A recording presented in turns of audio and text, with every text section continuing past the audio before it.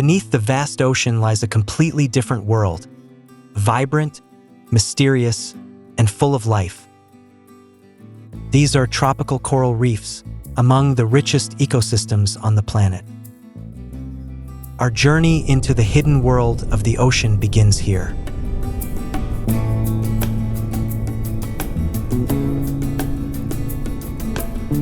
Coral reefs cover less than 1% of the ocean floor, yet they provide shelter for more than 25% of all marine species on Earth. Every hidden corner and every narrow crevice contains its own story. This is the busiest city humanity never built.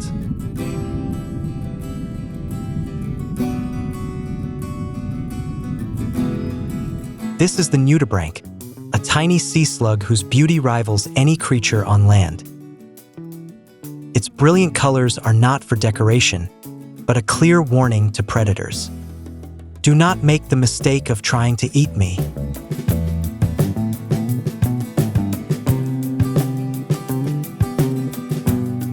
Nudibranchs possess an extraordinary ability. They absorb toxins from the very prey they consume. Fire coral, toxic sponges, even the stinging cells of sea anemones.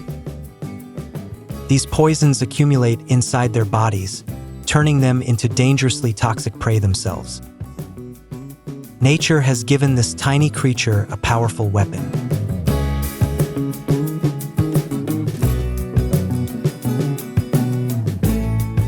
Look carefully at this rock. Can you see anything? Hidden within it is one of the most intelligent creatures beneath the sea, the octopus. In a fraction of a second, it can transform both color and skin texture, disappearing seamlessly into its surroundings. This is camouflage perfected.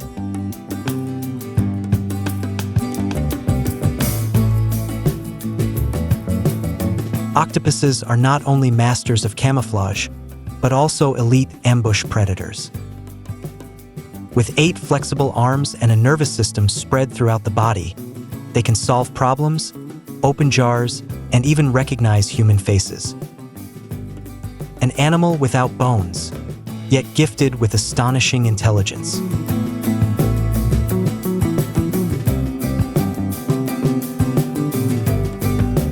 Corals may appear plant-like, but they are actually colonies of millions of tiny animals called polyps.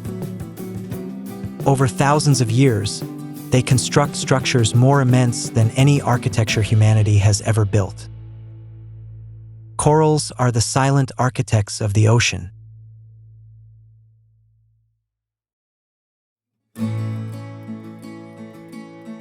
At night, coral polyps truly awaken. They extend their tiny tentacles to capture plankton drifting through the currents. Each individual polyp is no larger than a fingertip, yet together they build coral reefs stretching for thousands of kilometers.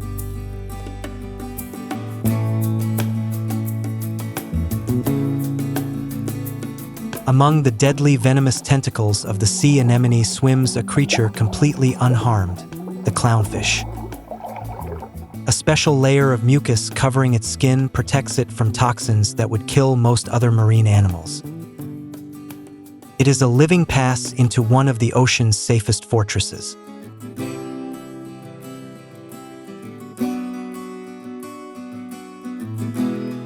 This is not a one-sided relationship. Clownfish defend the anemone by chasing away butterflyfish that feed on its delicate tentacles.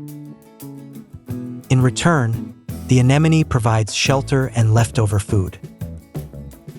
In the vast ocean, survival sometimes depends not on fighting, but on finding the right partner.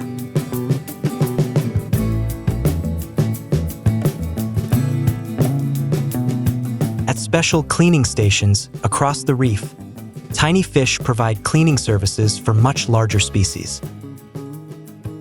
The larger fish arrive, open their mouths, and allow the cleaners to remove parasites from their skin, gills, and even teeth.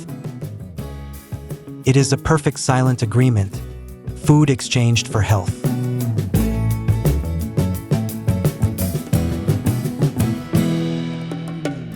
A healthy coral reef is not simply a place where the strong dominate the weak. It is a delicate network of interdependence. Every species plays a role: cleaners, algae controllers, protectors, builders. If even one link disappears, the entire system can begin to collapse.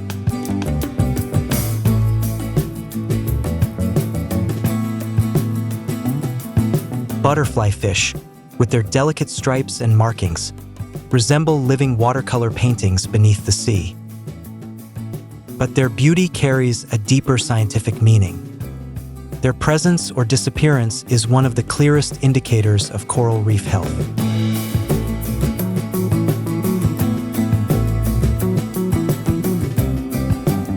Butterflyfish feed on coral polyps and are highly sensitive to both water quality and reef condition. When coral reefs begin to decline, butterflyfish are often among the first species to disappear. Scientists call them the canaries in the coal mine, early warning signals of an ecosystem in distress.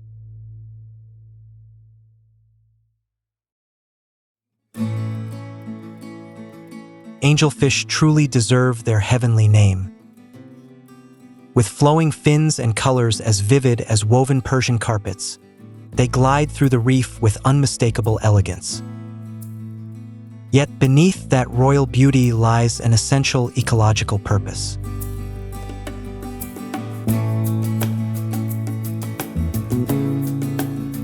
Angelfish feed on sponges and organisms growing across coral surfaces, preventing them from overwhelming and suffocating coral polyps. Without angelfish, sponges would spread across the reef like weeds in an abandoned garden. They are the silent gardeners of the ocean.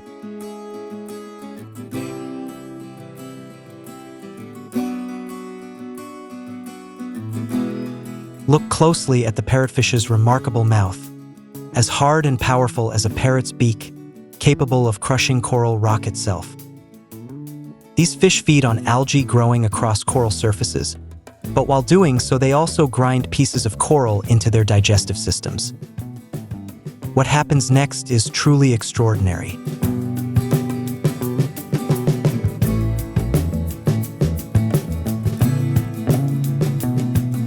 After digestion, parrotfish release fine white sand. A single adult parrotfish can produce nearly 100 kilograms of sand every year.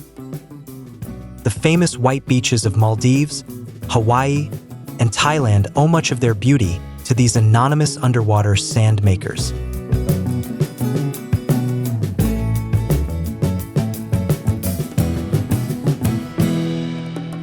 Seahorses are among the strangest creatures nature has ever created. They swim using a rapidly vibrating dorsal fin, steer with tiny pectoral fins, and anchor themselves to coral using a curled prehensile tail.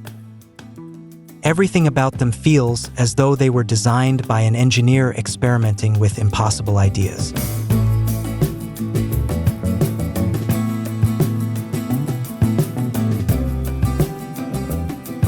Yet the strangest fact about seahorses is this: the male becomes pregnant. The female deposits her eggs into the male's pouch, where he carries them for 2 to 4 weeks before giving birth to hundreds of tiny offspring. It is one of the very few animal species in which the father truly gives birth.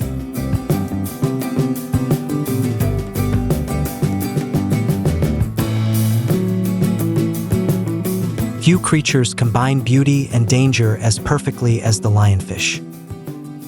Its long, radiating spines spread like the feathers of a royal peacock, creating an appearance both mesmerizing and surreal. Yet hidden within each spine is venom capable of inflicting intense pain and, in rare cases, life-threatening reactions.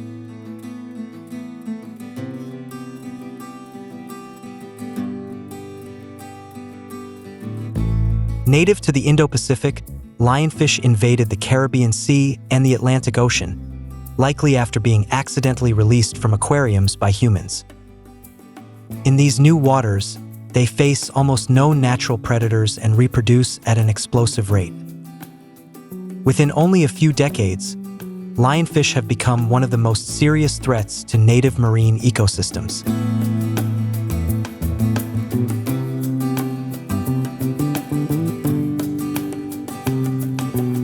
If the ocean had dancers, manta rays would surely be the stars of the stage. With wingspans reaching up to 7 meters, they glide through the water as though flying through the sky, slow, graceful, and completely harmless. They are among the gentlest giants of the sea.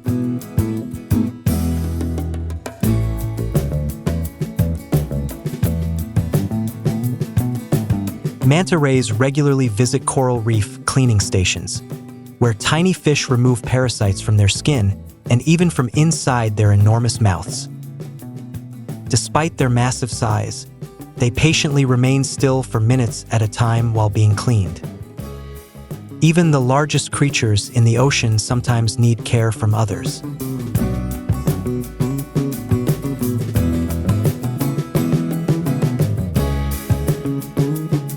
This is the ocean sunfish, or mola mola, the heaviest bony fish on Earth, capable of weighing more than 2 tons.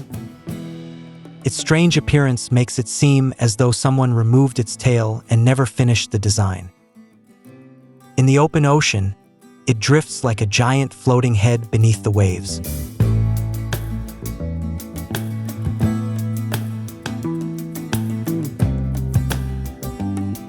Ocean sunfish often drift sideways near the surface, giving rise to the name sunfish, as though they were basking beneath the sun.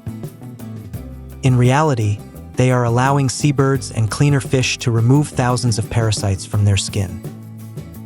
Sometimes the most effective solution is simply to stay still and accept help from others.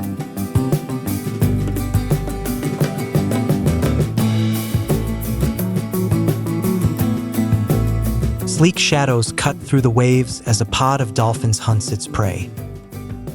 They work together using sophisticated strategies. Some herd fish into tight circles while others guard the edges. This perfect coordination depends on constant communication through whistles, echolocation, and even individual names.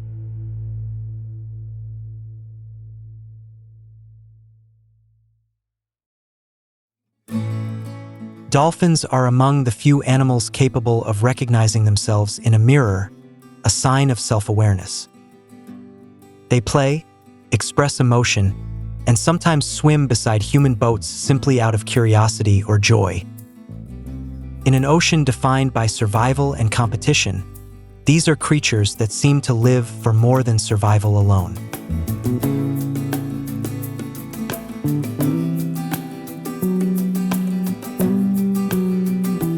Far from the tropics lies an entirely different kind of forest, the giant kelp forests of cold oceans.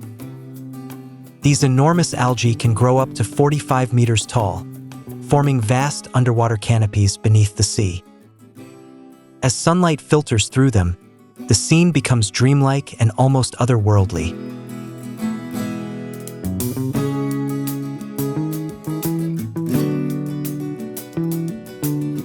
Kelp forests are the kingdom of the sea otter.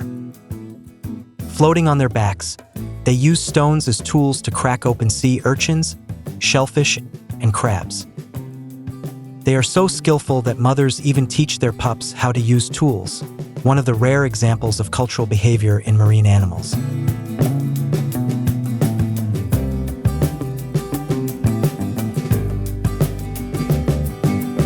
Elephant seals can weigh up to 2,000 kilograms and dive deeper than 1,500 meters while holding their breath for nearly 2 hours. At such depths, water pressure would crush a human instantly. But for an elephant seal, it is simply another routine hunt for food.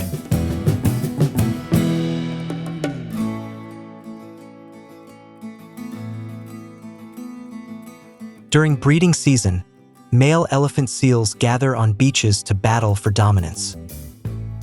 Fierce fights between these multi-ton giants can continue for hours. The victor earns control over an entire harem of females, while the defeated must wait another year for a second chance.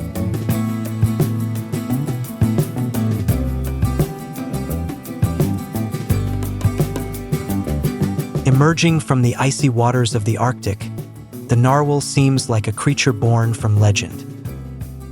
Its spiraled tusk, reaching up to 3 meters long and actually an elongated tooth piercing through the upper lip, once convinced medieval Europeans that unicorns were real. This is the true unicorn of the sea.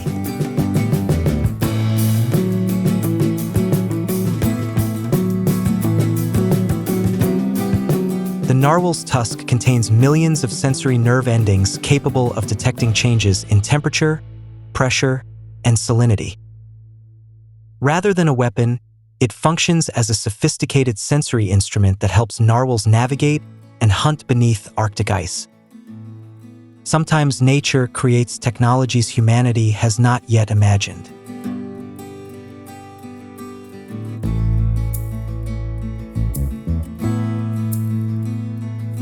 But the vibrant world we have just explored now faces threats unlike anything in its history. When ocean temperatures rise by only 1 or 2 degrees Celsius, corals become stressed and expel the symbiotic algae living inside them. Without these algae, corals lose both their color and their energy source, a phenomenon known as coral bleaching, now occurring more frequently across the world's oceans.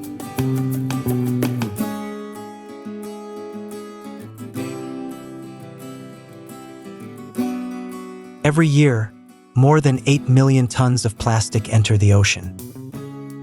These plastics break apart into microplastics small enough for plankton to consume. From there, they move through the food chain into fish, seabirds, whales, and eventually back onto our own dinner plates.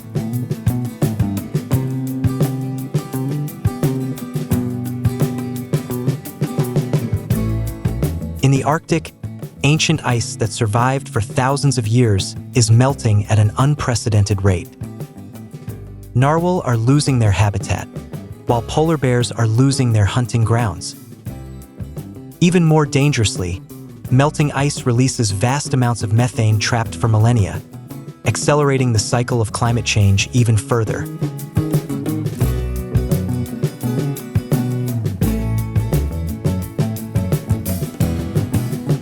Overfishing is driving many fish species toward collapse before they can reproduce enough to sustain their populations. More than 90% of the ocean's large fish have disappeared compared to just 50 years ago. The giants that once ruled the seas are now reduced to products on supermarket shelves.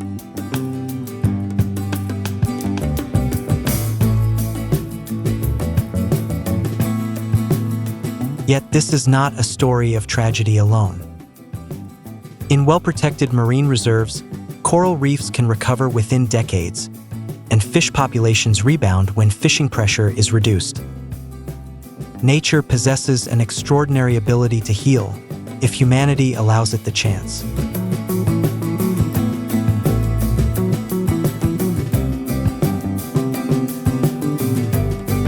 The ocean is not merely the backdrop of life, it is life itself. It produces more than half of the oxygen we breathe, regulates the planet's climate, and sustains billions of people around the world. Every small choice we make, what we eat, use, or throw away, sends ripples down to the deepest parts of the sea. The only question is, will those ripples destroy or heal?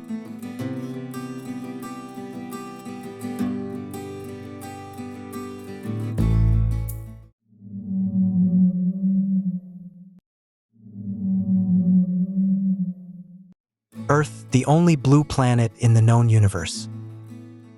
71% of its surface lies beneath water.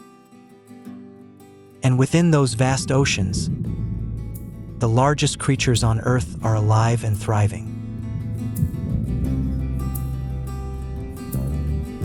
From where sunlight still reaches, to the absolute darkness thousands of meters below, the ocean is a layered world, each level holding its own secrets. Our journey begins here.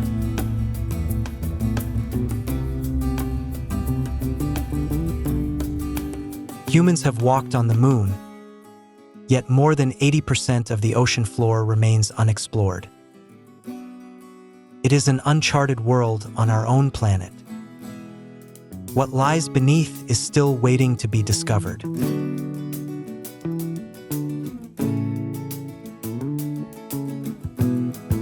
The ocean is not silent. It resonates with ancient sounds millions of years old. The calls of giants travel for hundreds of kilometers, a language humanity is still trying to understand.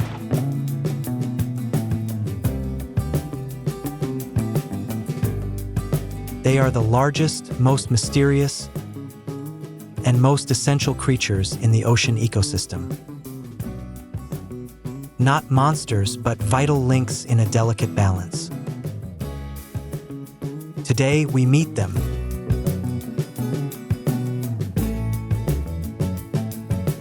"30 meters in length, 180 tons. The blue whale is the largest animal ever to exist in Earth's history, larger than any Tyrannosaurus rex. And it still swims in our oceans today.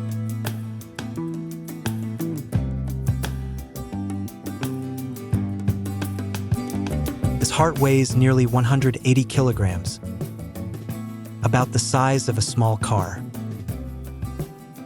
Each slow beat pumps hundreds of liters of blood through its body. A child could crawl through its aorta.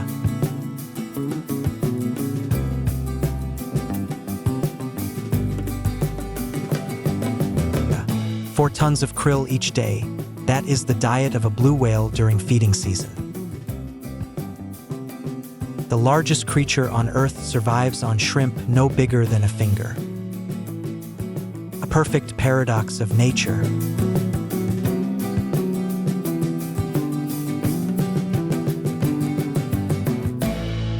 The call of a blue whale is the loudest sound produced by any animal, capable of traveling over 1,600 kilometers. In the quiet oceans of the pre-industrial era, they could hear each other across entire ocean basins.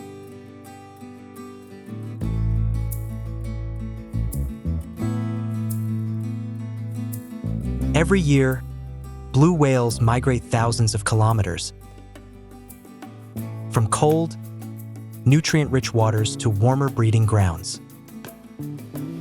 They need no maps, no GPS. Earth's magnetic field is their compass.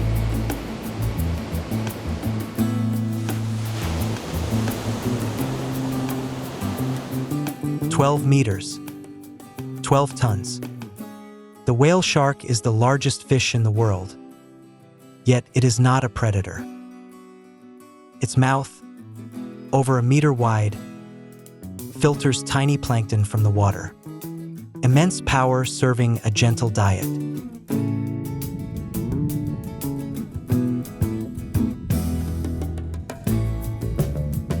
No 2 whale sharks share the same pattern of white spots, much like human fingerprints.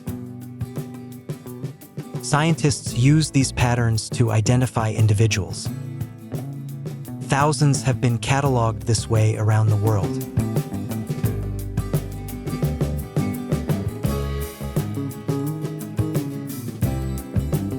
Despite being the largest fish, we still do not know where whale sharks reproduce. No one has ever observed them mating or giving birth in the wild. Their long, mysterious journeys remain an unsolved scientific puzzle.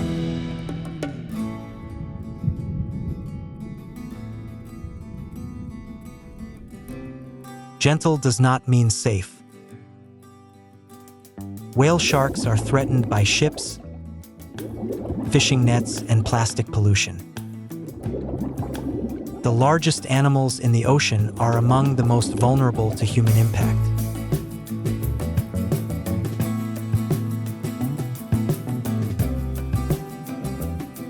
No marine creature performs like the humpback whale. They launch their entire 36-ton bodies out of the water for a brief moment. Why they do this remains a mystery to science.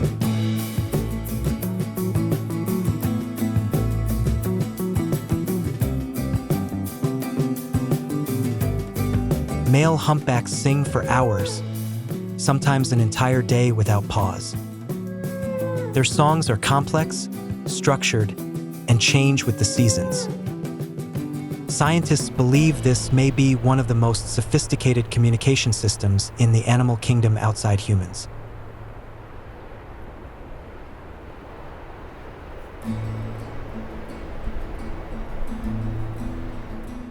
They hunt in groups using advanced strategies, creating circular bubble nets from below to trap fish into dense clusters. Then they surge upward together with open mouths. This is complex cooperative behavior requiring precise coordination.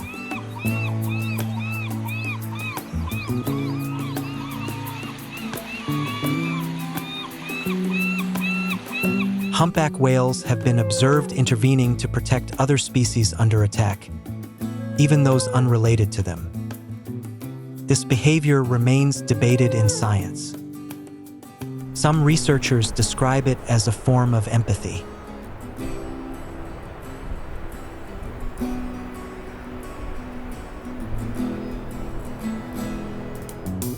For 100 million years of evolution have shaped a perfect predator. The great white shark sits at the top of the ocean food chain, with no natural enemies except one formidable rival, the orca.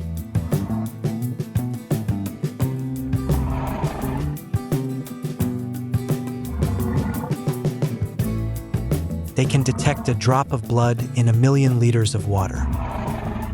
They sense the electrical fields of prey through specialized organs on their snout. And they can hear prey moving from hundreds of meters away in the dark.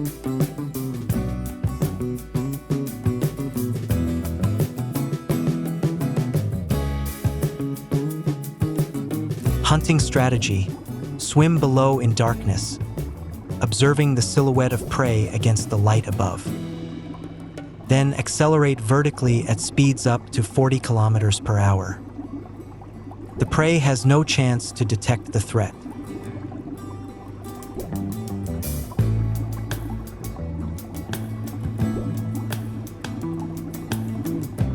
Movies have painted a false image. Great white sharks do not actively hunt humans. Attacks are usually cases of curiosity or mistaken identity. Humans kill millions of sharks each year, while sharks bite only dozens of people. Who is the real threat?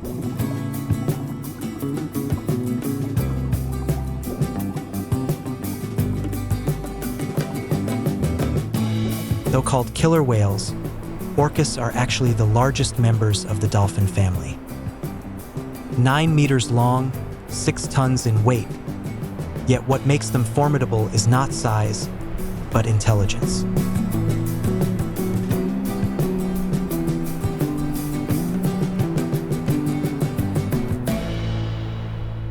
Orcas hunt using complex strategies, coordinating as a group, sometimes pretending to leave before surrounding prey. They create waves to knock seals off ice.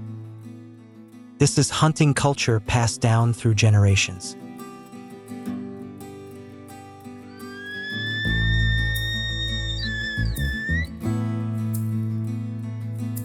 Different orca pods communicate using distinct calls, like regional dialects. An orca can recognize its pod from kilometers away by sound alone. This is clear evidence of culture in the animal world.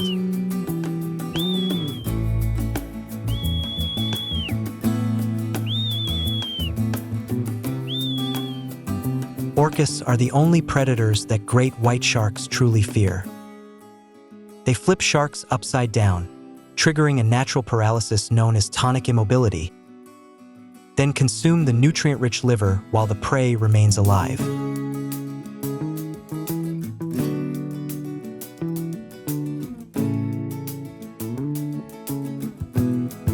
2,000 meters below the surface.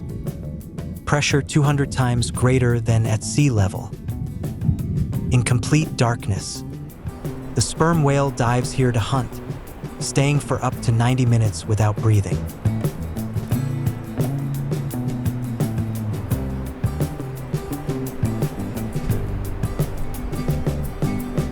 sperm whale's brain can weigh up to 9 kilograms, the largest in the animal kingdom. With such a brain, what do they perceive? What do they understand?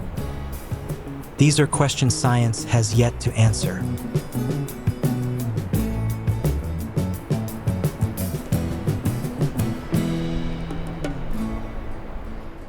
At depths of 1,000 meters, in absolute darkness, battles unfold unseen. Sperm whales confront giant squid up to 13 meters long. The evidence remains, deep scars from suction cups etched into their skin.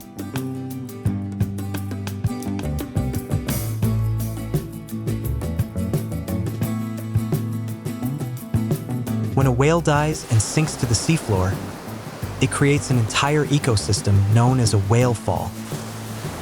Hundreds of species depend on it for decades. Even in death, they sustain the ocean.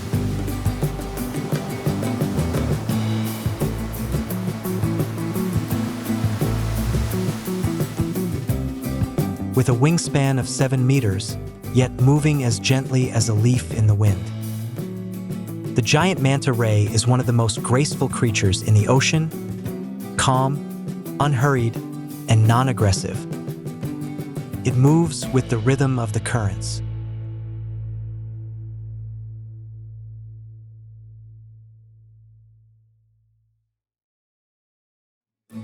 Manta rays have the largest brain-to-body ratio among fish, a sign of high intelligence. They are curious, capable of self-recognition, and even playful behavior. Not all ocean life thinks in simple ways.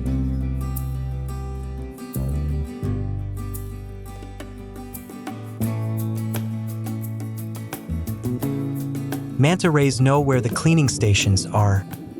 Coral reefs where small fish remove parasites. They line up, extend their wings, and allow the fish to clean them. A perfectly organized service system in nature.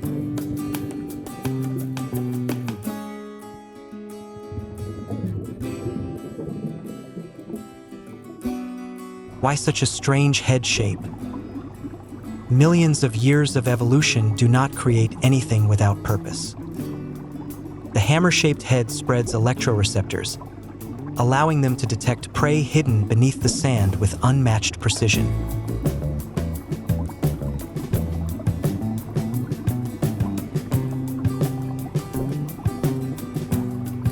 Stingrays buried in sand may seem safe, but not to hammerheads. The heartbeat of their prey is clearly detected. The shark lowers its head, scans the seabed, and pins the prey to the sand.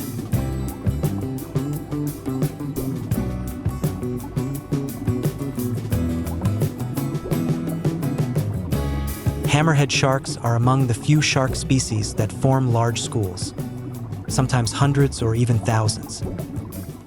By day they gather, by night they disperse to hunt alone. A mysterious social pattern still under scientific study.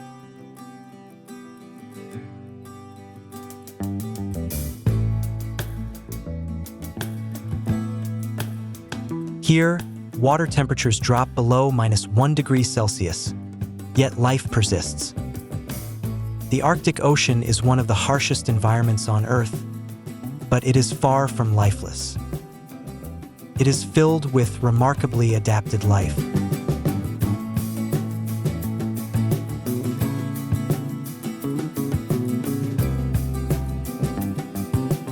Beluga whales lack fused neck vertebrae, allowing them to turn their heads like humans. They communicate with dozens of sounds, whistles, clicks, and calls.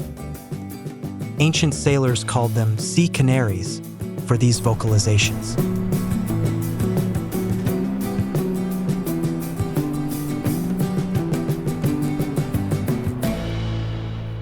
Bowhead whales can live over 200 years, longer than any other mammal. Some have been found with ancient harpoons embedded in their bodies.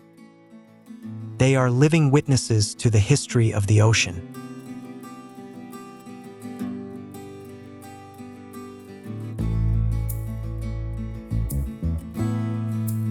The environment these creatures evolved in over millions of years is changing faster than they can adapt. Arctic ice is shrinking at an unprecedented rate. Each summer brings a new and alarming record.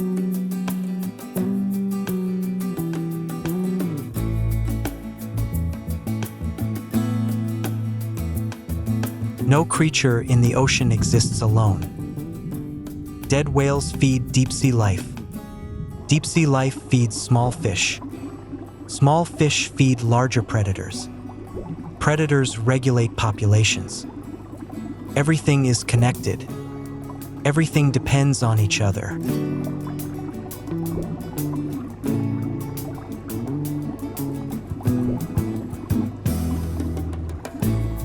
Whale waste is rich in iron and nitrogen, fueling the growth of phytoplankton. These microscopic plants absorb CO2 and produce oxygen. Whales are therefore key players in fighting climate change. Protecting whales means protecting our atmosphere.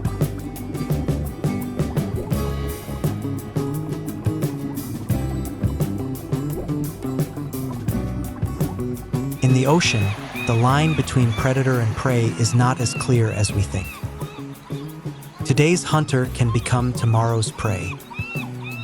Balance is not maintained by strength, but by the complex relationships between all species.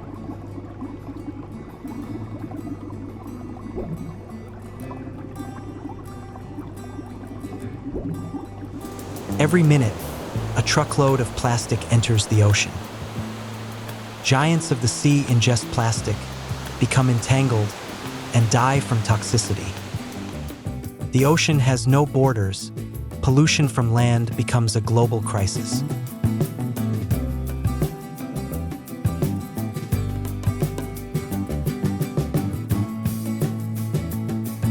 Noise from commercial ships and military sonar has turned the ocean into an acoustic battlefield. Whales can no longer hear each other across vast distances. Songs that once traveled thousands of kilometers are now reduced to mere tens.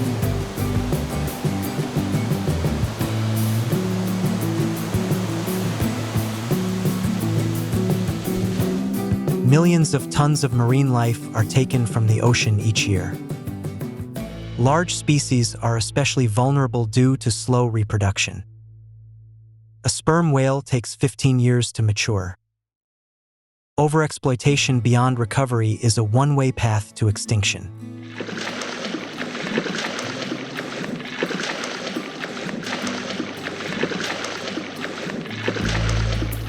Not all is lost. After the 1986 ban on commercial whaling, many populations have recovered significantly. Humpback whales have grown from a few hundred to tens of thousands. The ocean can heal if we give it the chance.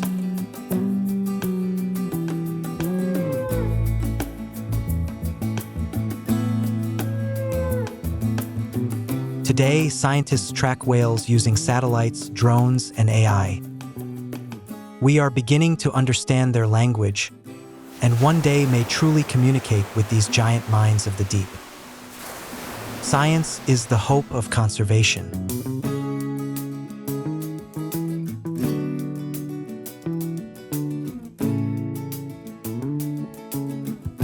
Earth is not a planet of land, but a planet of oceans. The health of the ocean is the health of the planet. When the ocean suffers, we suffer with it. This is not just an environmental issue, it is a matter of survival.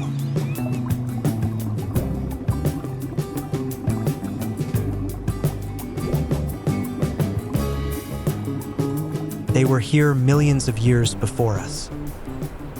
And if we do not change, they may disappear within decades. Protecting these giants is not about saving another species. It is about saving ourselves.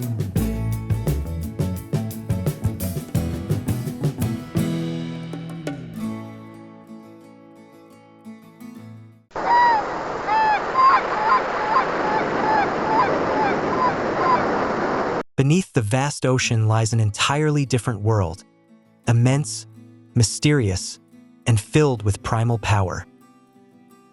More than 70% of Earth's surface is covered by water, and much of it remains unexplored by humankind. Today, we dive below to meet the creatures that have ruled these seas for millions of years.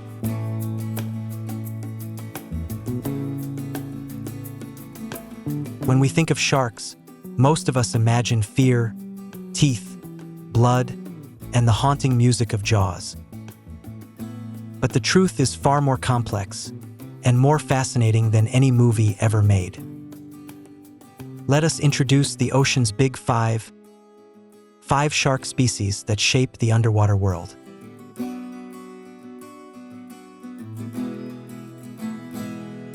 First is the great white shark, the ultimate symbol of ocean power. Reaching lengths of 6 meters and weighing over 2 tons, it is one of the most impressive predators on Earth. It can launch itself from the water at astonishing speed, a leap driven by perfect instinct.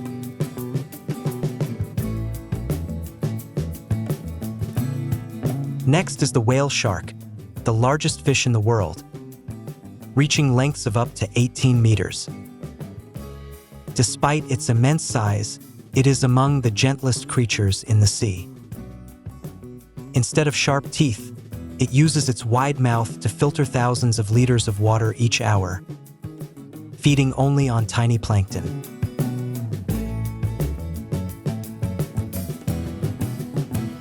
Hammerhead sharks, with their T-shaped heads, possess one of nature's most unique designs. They often travel in schools of hundreds, even thousands, creating a rare and spectacular sight. Their wide head is not just unusual looking, it also helps them scan a larger area for prey.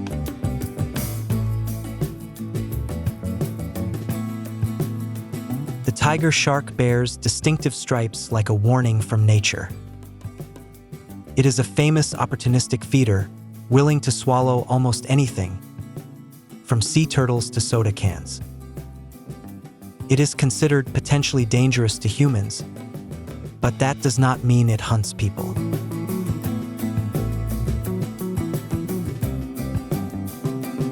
Last in the big five is the bull shark, often considered the most dangerous to humans.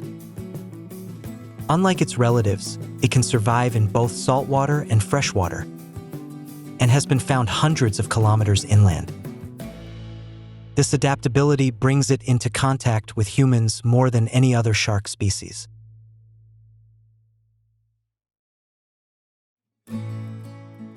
Swimming with a whale shark requires no cage, something that surprises many people the first time they hear it. These giants are completely indifferent to humans, continuing to move at their own calm rhythm. The moment one glides beside you becomes a memory that never fades.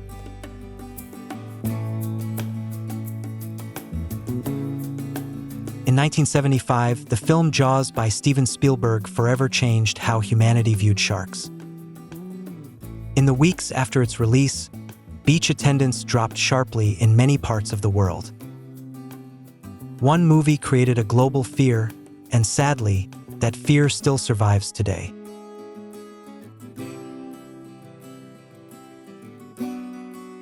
The truth is that worldwide, sharks attack around 70 to 80 people per year, with only a small number of fatalities.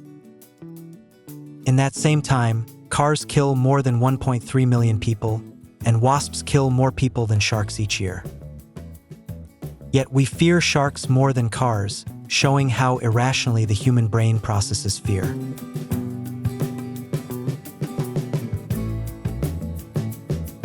When sharks approach humans, the first thing they usually do is observe, not attack. A shark's brain is not structured for planning hunts in the way many people imagine. Most encounters with humans come from curiosity, much like how we inspect something unfamiliar.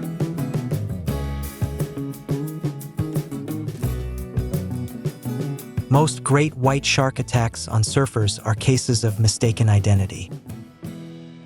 From below, The silhouette of a surfer on a board closely resembles a seal, one of the shark's preferred prey. In murky water, they make rapid decisions, and sometimes those decisions are wrong.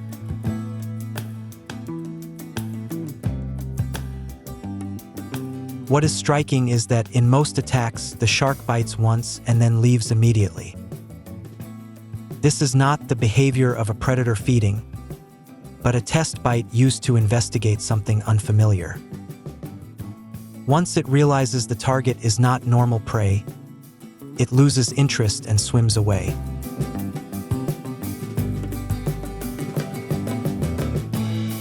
The lifetime chance of being attacked by a shark is about 1 in 11.5 million. By comparison, the chance of being struck by lightning in a single year is nearly twice that. The risk of drowning at sea is far higher, yet few people fear swimming because of it.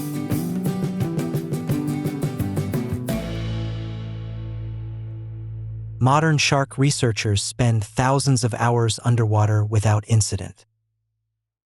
Sylvia Earle, one of the world's greatest oceanographers, has swum freely with great white sharks many times. She once said they looked at her with the same curiosity she felt toward them. Certain behaviors greatly increase the chance of encountering sharks, and most are avoidable. Swimming at night or at dusk, when sharks actively feed, is among the riskiest choices. Being near schools of fish, wearing bright colors, or entering the water while bleeding are also factors to avoid.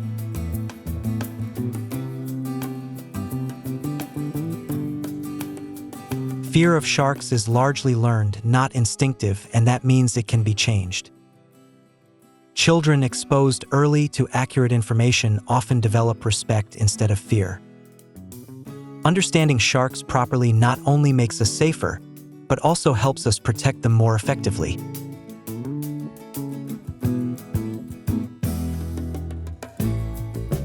Every summer, billions of people swim, surf, and dive in the ocean, and most will never encounter a shark. The sea is not a hostile realm where humans are constantly hunted. It is a shared home where mutual respect creates safety for both sides.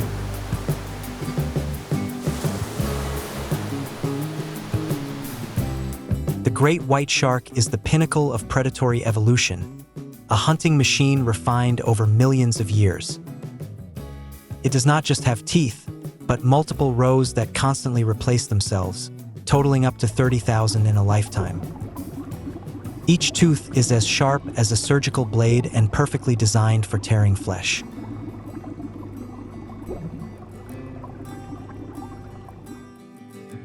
The preferred prey of the great white shark includes seals, sea lions, and other marine mammals rich in fat. They are not indiscriminate feeders, but professional hunters with clear and consistent preferences. Humans, with little body fat and awkward movement, are not appealing prey to them.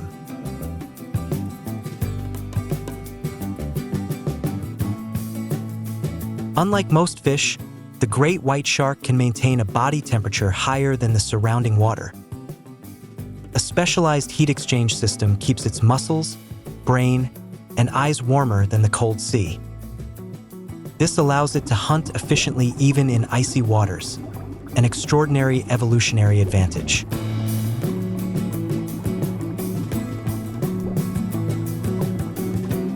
Great white sharks are epic travelers, with some individuals recorded moving more than 20,000 kilometers in a single journey. They cross the Pacific from California to Hawaii and then to Australia as if the ocean were their backyard. These migrations remain mysterious, and scientists are still trying to understand why and where they go.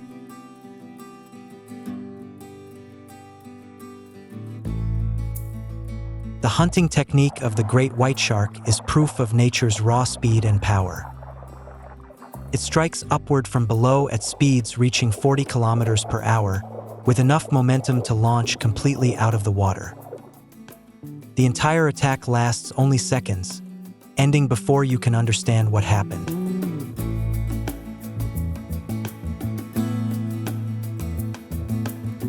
Sharks possess a sense humans completely lack: the ability to detect bioelectric fields. Tiny organs called ampullae of Lorenzini on the snout sense faint electrical pulses from a prey animal's heartbeat. This allows sharks to locate living creatures even when hidden under sand or in total darkness.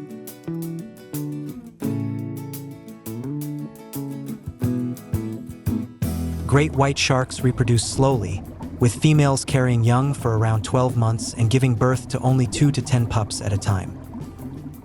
Newborns are fully independent, about 1.2 meters long, and must swim off immediately to survive.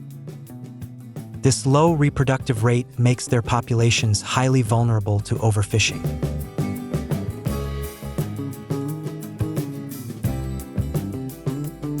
Although they are the most studied shark species, great white sharks still hold countless mysteries.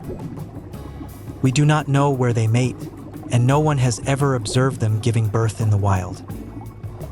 The ocean still keeps its secrets, and the great white shark guards them well.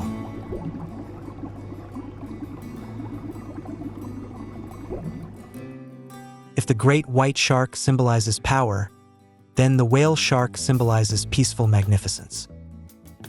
Their average length is 10 to 12 meters, but the largest individuals can reach 18 meters. The white spots and stripes on each body are unique, much like human fingerprints.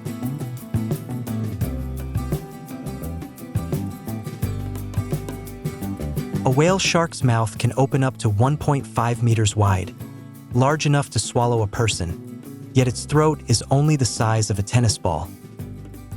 It uses its gills as a giant filter, processing thousands of liters of water every hour to trap plankton and small fish. It is perfect proof that enormous size does not always mean aggression.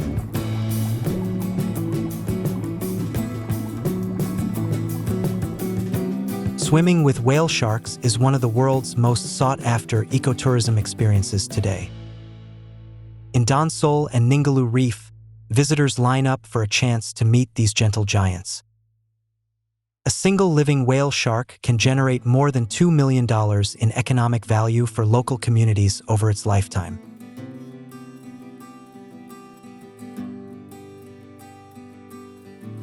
Do not let their gentle appearance fool you. Whale sharks also display mysterious behavior. They can dive to depths of 1,800 meters, an astonishing feat for such a massive creature. Scientists are still trying to understand why they dive so deep and what food sources exist there.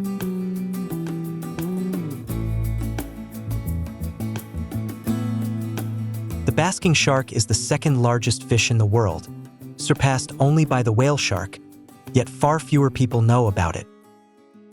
Like its giant relative, it feeds on plankton by filtering seawater with its mouth wide open. Its name comes from its habit of swimming near the surface on sunny days, as if basking in the sun.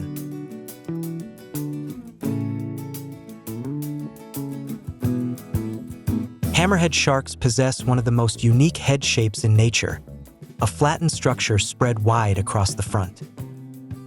This unusual design is highly effective, generating lift in the water like an airplane wing. It also widens the spacing between the eyes, allowing them to scan a larger area for prey.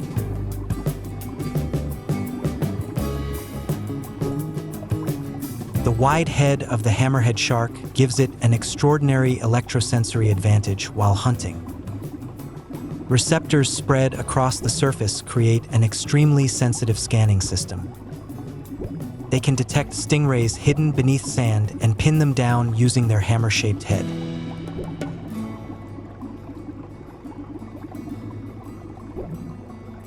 Tiger sharks are among the most opportunistic feeders in the ocean, with stomachs that have contained plastic cans and car tires. This is not dirty eating, but a survival strategy of exploiting every opportunity. In ecosystems, their scavenging role helps prevent disease from spreading through carcasses.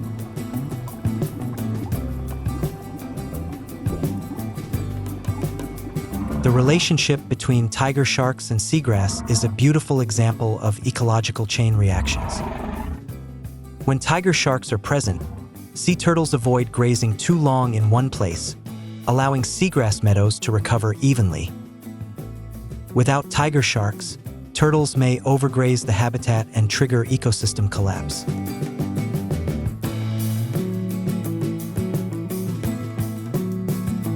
Bull sharks are among the best adapted sharks to the human world because they can survive in both saltwater and freshwater. They have been recorded in the Mississippi River, the Amazon River, and even Lake Nicaragua. This unusual ability brings them into contact with humans more often, which is why they are often considered among the most dangerous sharks.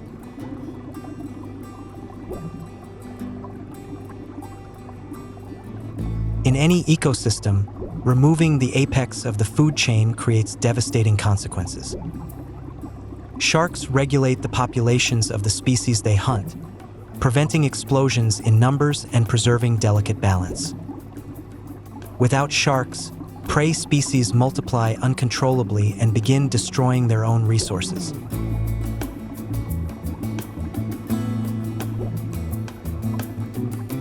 Research on coral islands in the Pacific Ocean shows that reefs are healthier where sharks are present.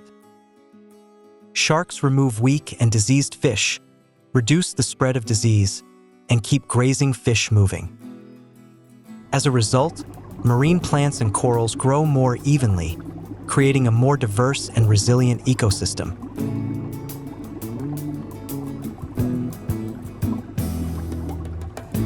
In the 1970s, overfishing sharply reduced shark populations along the northeastern coast of the United States. In the following decades, rays, natural prey of sharks, exploded in number and devastated the scallop fishing industry. It is one of the clearest real-world examples of what happens when sharks are removed from the equation.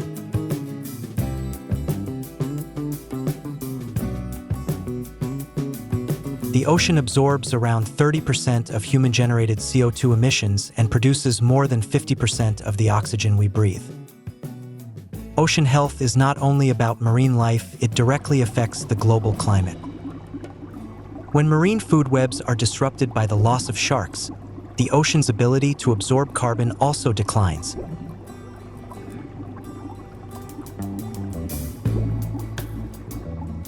Every year, around 100 million sharks are killed by humans, mostly through overfishing and finning. Meanwhile, sharks kill only about 5 to 10 people globally each year. If this were a war, humanity would be winning overwhelmingly, and that is not good for anyone on this planet.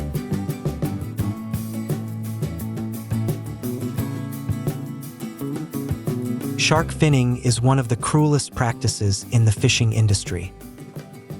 Fishermen catch sharks, cut off their fins while they are still alive, then throw them back into the sea where they die unable to swim or breathe.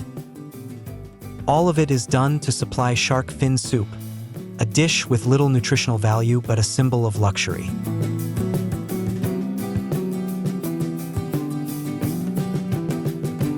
Some shark species have lost more than 70 to 90% of their populations over the past 50 years, an almost unprecedented rate of decline. Great white shark, scalloped hammerhead shark, and many others are now listed on the red list of IUCN. With slow reproduction rates, population collapse can take decades to reverse, if recovery is even possible.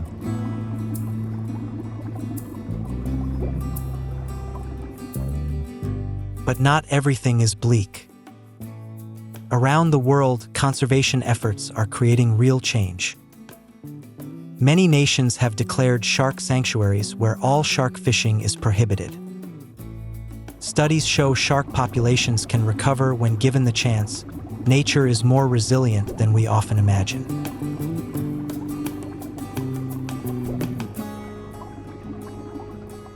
The next generation will decide the future of sharks, and that begins with understanding, not fear.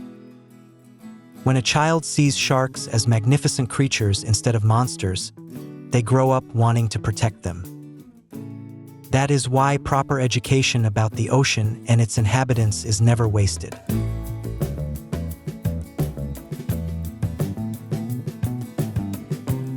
Looking into the eye of a shark is unforgettable. Behind it stands a creature shaped by 450 million years of evolution. They survived 5 mass extinctions, enduring when dinosaurs could not. It would be a tragic irony if a species that survived geological catastrophe were pushed to the edge by us.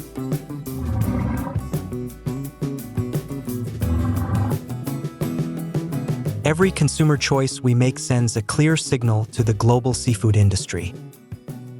Choose sustainably certified seafood, avoid restaurants serving shark fin soup, and reject shark-derived squalene. Small actions multiplied by millions of people create enough pressure to transform an entire industry.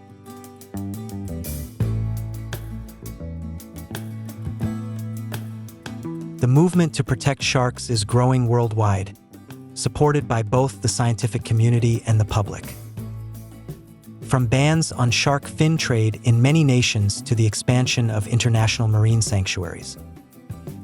Slowly but surely, humanity's understanding of the importance of sharks is changing for the better.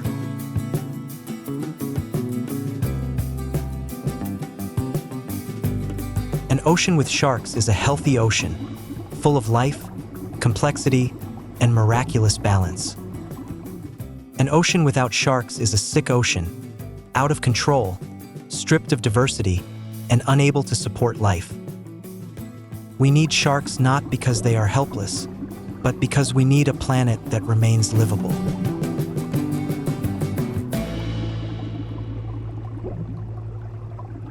Sharks do not need us to fear them, nor to worship them. They only need us to let them exist. Understanding sharks is the first step toward protecting them, and protecting them means protecting the ocean, the climate, and the future. Sharks lived in the seas before trees grew on land. Let us ensure they are still there when our descendants grow up.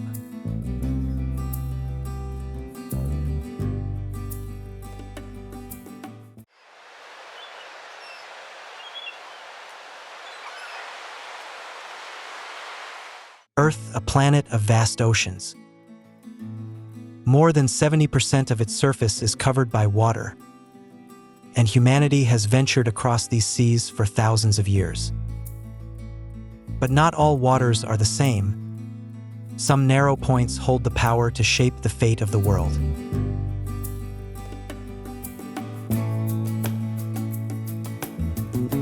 These are straits, narrow natural corridors between landmasses. They connect oceans and form the lifelines of global shipping. Whoever controls these passages holds the keys to global trade and military power.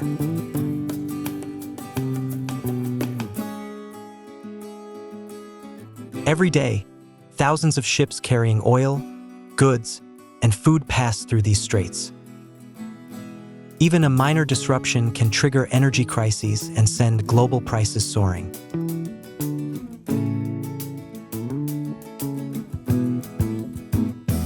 By definition, a strait is a long, narrow natural waterway between two landmasses, connecting two larger bodies of water.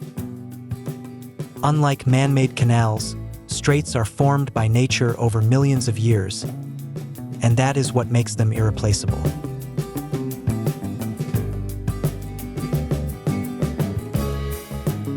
In this video, we will journey through the world's 10 most strategic straits. From the tropical waters of Malacca to the icy expanse of Bering, from calm seas to the most violent oceans on Earth. The journey begins now.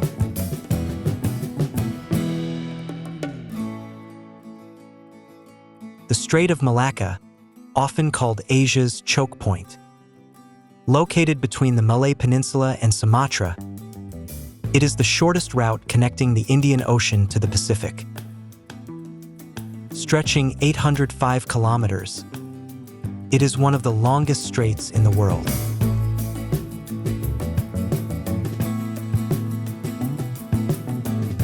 At its narrowest point, it is only about 1.2 kilometers wide. Yet over 80,000 ships pass through each year, roughly 220 per day. It is the second busiest shipping lane in the world, after the English Channel.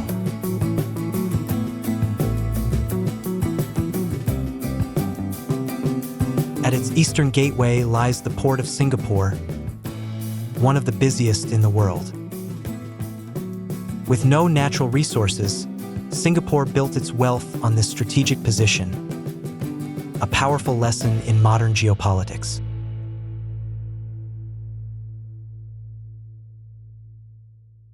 Navigating Malacca is a serious challenge. Shallow waters, hidden shoals, and small islands make it dangerous. Heavy rain and dense fog reduce visibility, while complex currents and heavy traffic increase the risk of accidents.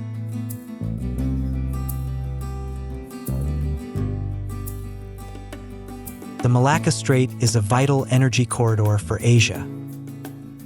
China, Japan, and South Korea rely heavily on oil imports from the Middle East through this route. Around 30% of global trade passes through this strait.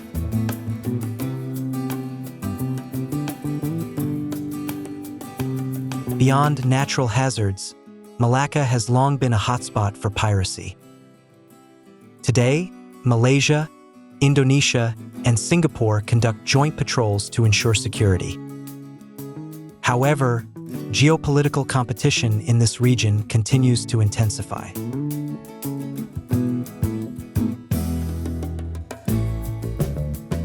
The Strait of Hormuz, the most critical energy artery on Earth.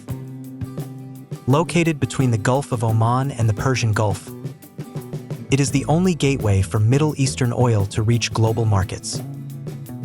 Iran lies to the north, while the UAE and Oman sit to the south.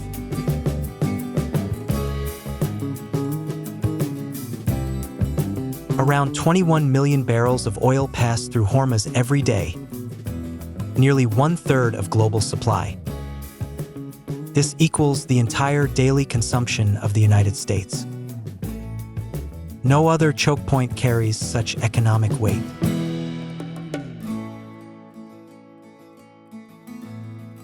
At its narrowest, Hormuz is only about 34 kilometers wide. Shipping lanes are divided into 2 3-kilometer channels with a buffer zone in between. However, its shallow depth, under 60 meters, makes it vulnerable to control or blockade.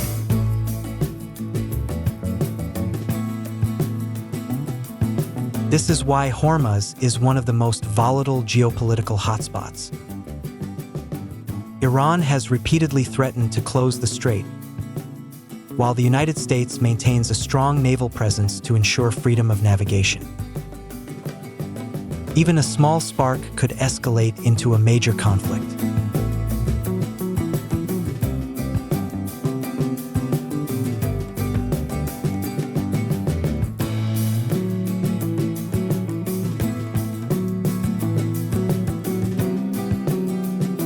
Global markets react instantly to events in Hormuz.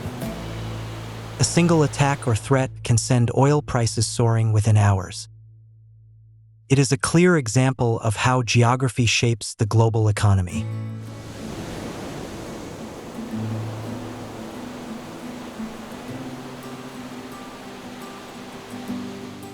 From a military geography perspective, Iran holds a major advantage with its long coastline and rugged terrain overlooking the strait. This makes Hormuz both a vital economic artery and one of the most dangerous choke points in the world.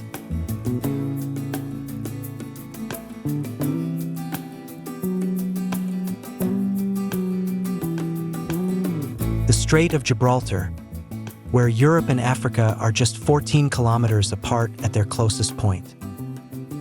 It connects the Atlantic Ocean to the Mediterranean Sea and serves as an indirect gateway to the Indian Ocean via the Suez Canal. No other European strait holds such historical significance.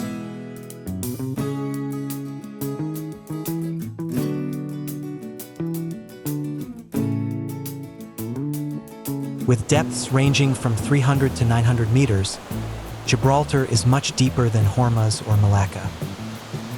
Differences in salinity create two opposing currents, Atlantic water flows in at the surface, while denser Mediterranean water flows out below.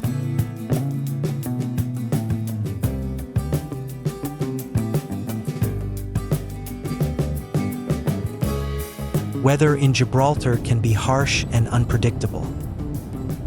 Winds accelerate through the narrow passage, creating a tunnel effect. Combined with strong waves and currents, it becomes one of the most challenging maritime routes.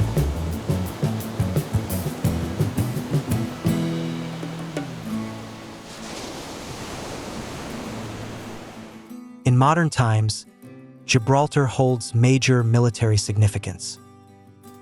Submarines can use natural currents to move silently without detection. This tactic played a crucial role during the Cold War between NATO and the Soviet Union.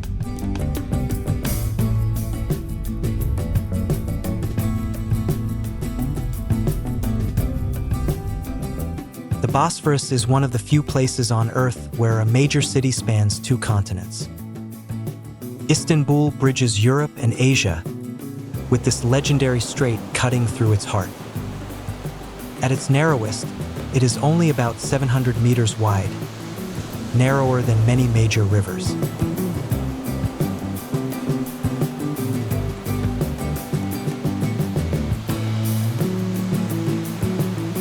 The Bosphorus features a rare hydrological phenomenon, two opposing currents at different depths.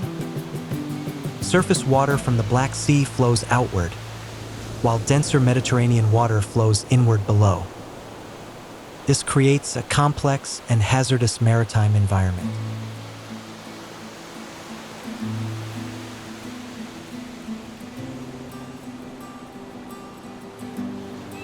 The Bosphorus runs through one of Turkey's most densely populated areas, making accidents extremely dangerous. Numerous collisions and groundings have occurred within the city itself. Each incident risks environmental disaster and threatens millions of people.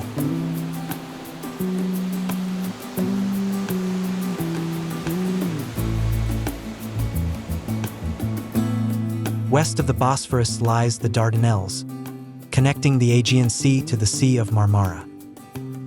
Strong currents make navigation difficult.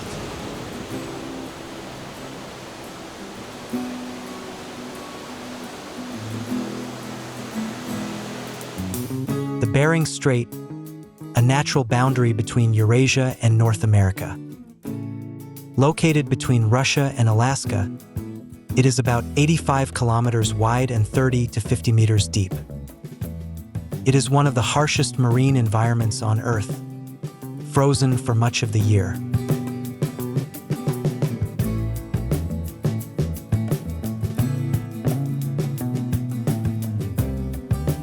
Winter in the Bering Strait is a survival challenge. Temperatures drop below minus 20 degrees Celsius, and ice covers most of the sea. Dense fog and sudden blizzards with extreme winds make navigation nearly impossible. Only specialized icebreakers can operate here.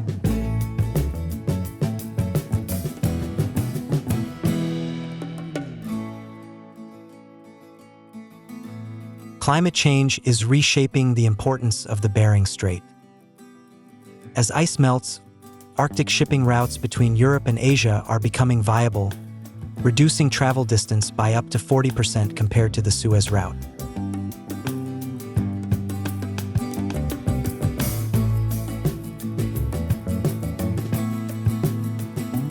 With this new potential, tensions between Russia and the United States are rising.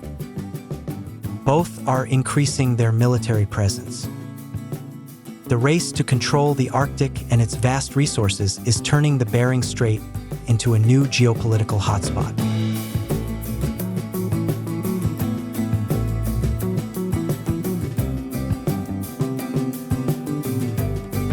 The Danish Strait, also known as the Sund, connects northern European waters to the Atlantic. It stretches 480 kilometers, with a narrowest width of 290 kilometers, but a shallow depth of only about 12 meters. As a result, Large vessels are restricted in draft when passing through.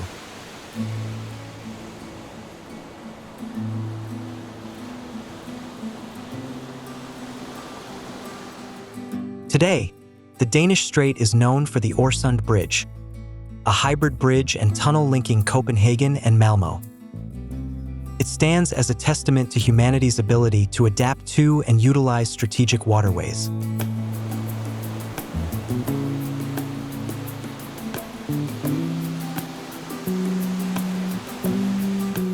The English Channel is the busiest shipping lane in the world. It stretches 562 kilometers, with its narrowest point just 34 kilometers between Dover and Calais. It forms a natural boundary between Britain and mainland Europe.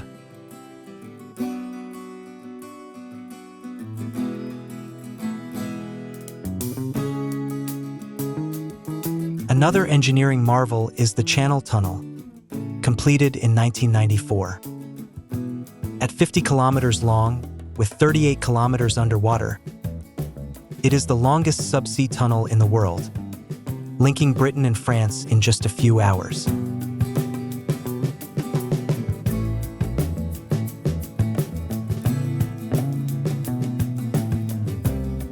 Weather in the English Channel is notoriously harsh.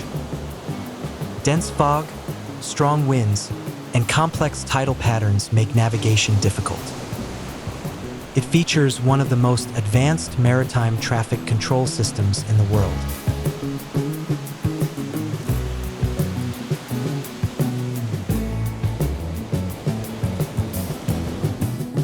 At the southern tip of South America lie two legendary straits, Magellan and Drake.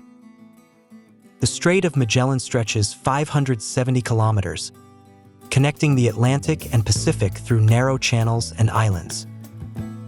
It was discovered by Ferdinand Magellan in 1520 during the first circumnavigation of the globe.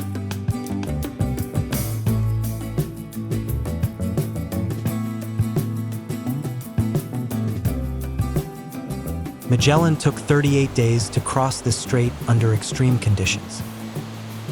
Its width varies dramatically, Patagonia winds are fierce, and hidden rocks lie everywhere. For centuries, it was the only route between the two oceans without sailing around Africa.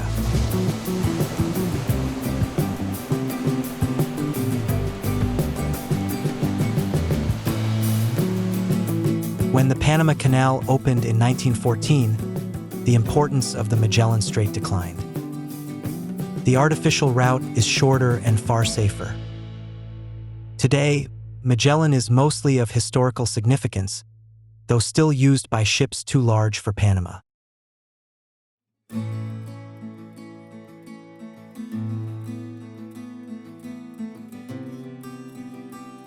To the south lies the Drake Passage, the most dangerous sea on Earth. With no land to block the winds, Antarctic currents build immense power before funneling through. Waves over 10 meters and relentless storms are the norm.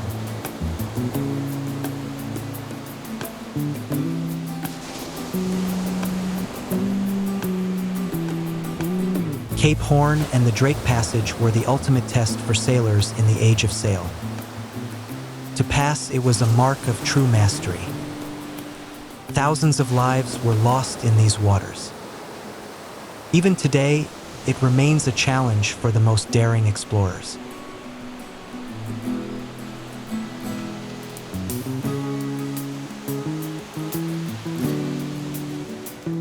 The Bab el-Mandeb Strait, whose name in Arabic means Gate of Tears, located between Yemen, Djibouti, and Eritrea, it connects the Red Sea to the Indian Ocean and the Suez Canal.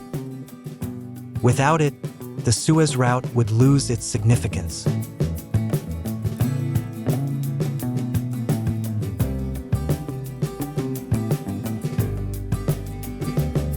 Currents in the Bab el-Mandeb Strait are strong and complex, especially during monsoon seasons.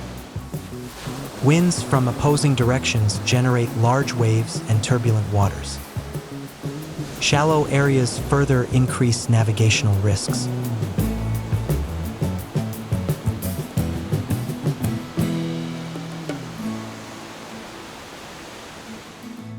Bab el-Mandeb and the Suez Canal form an interconnected system. Suez allows ships to bypass Africa, but Bab el-Mandeb is the gateway into the Red Sea. If either is disrupted, the entire Asia-Europe trade route is affected.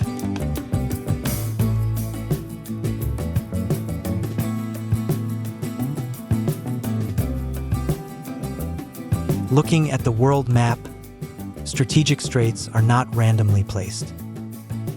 They exist where continents nearly meet, forming natural choke points that cannot be replaced.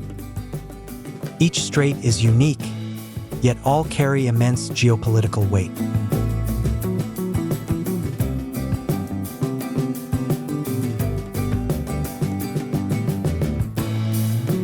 Natural conditions define each strait's role. Hormuz is shallow and narrow, easy to control. Gibraltar is deep with powerful currents. Bering is frozen, yet opening new possibilities. Nature designed them, and humanity has adapted to each one.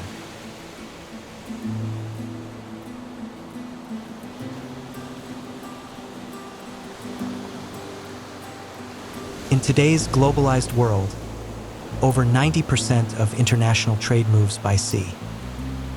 Much of it passes through strategic straits. Nearly everything we use daily is connected to these vital routes.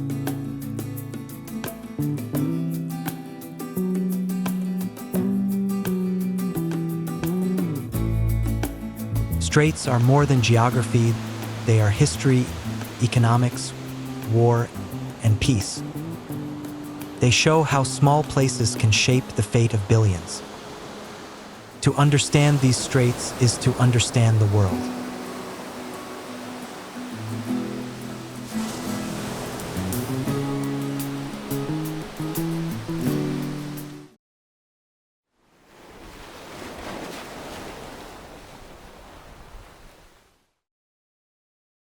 The Pacific Ocean, the largest ocean on Earth, wider than all continents combined. It holds more than half of our planet's water. And beneath its calm surface lies a world that has never stopped breathing.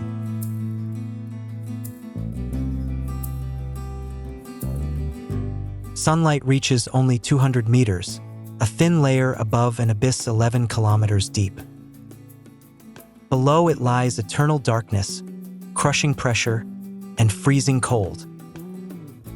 And yet, life endures, resilient, strange, and intelligent in ways we are only beginning to understand.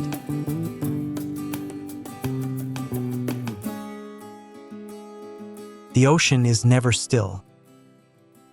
Massive currents flow like the bloodstream of a living organism. They carry heat, nutrients, and life across the planet. Without these currents, life as we know it would not exist.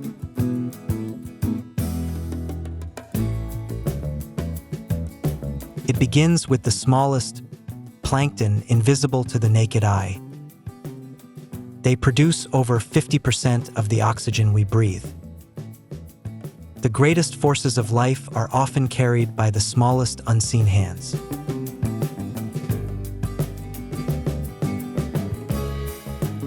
Millions of years of evolution have shaped countless answers to one question: how to survive.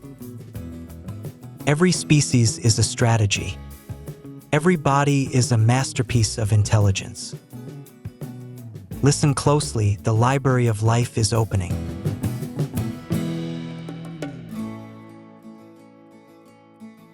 Orcas, killer whales. The name sounds ruthless, but the truth is far more complex. They are not solitary hunters. They are a society. And that society operates on an intelligence we are only beginning to understand.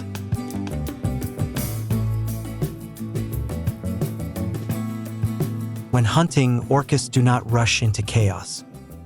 They use strategy. One group drives the fish, another blocks escape, others attack in sequence. It takes years for a young orca to learn this entire system from its pod.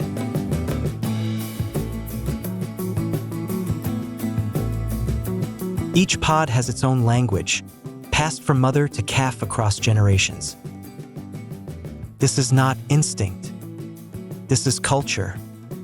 Orcas are among the few species known to transmit culture through learning.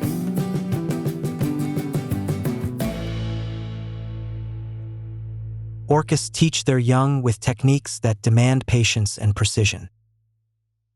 They wait for the perfect moment. They understand space and terrain. Their intelligence is that of a general, strategic, patient, and collective.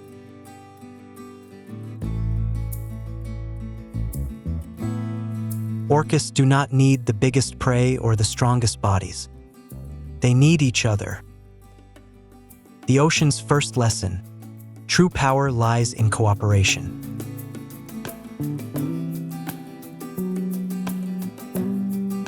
For 100 million years, that is how long sharks have existed on this planet. They have survived 5 mass extinctions, events that wiped out most life on Earth. And their form has barely changed, because they reached perfection long ago.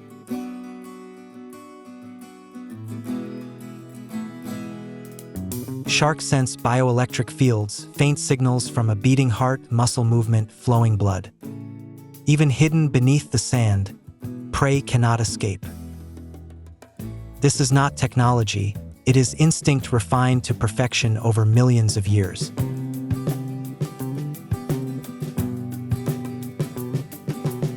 The great white hunts alone, no allies, no complex coordination. Every strike is the result of millions of years of biological optimization. This is the intelligence of perfection. When you are already enough, you do not need to change.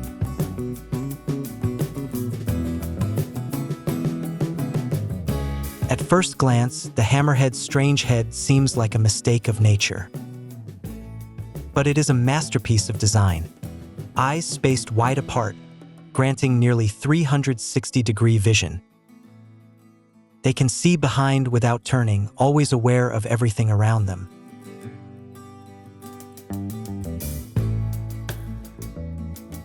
Their wide head doubles as a powerful sensory array, expanding their electroreception.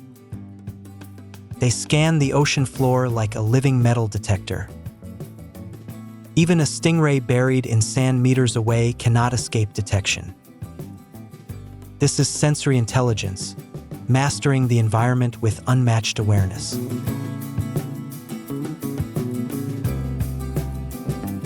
The whale shark, the largest fish on Earth. A mouth as wide as a doorway, a body the size of a bus. Yet all that power is used to feed on plankton and tiny fish. They have chosen not to play the game of violence, and that choice has become a remarkably successful survival strategy.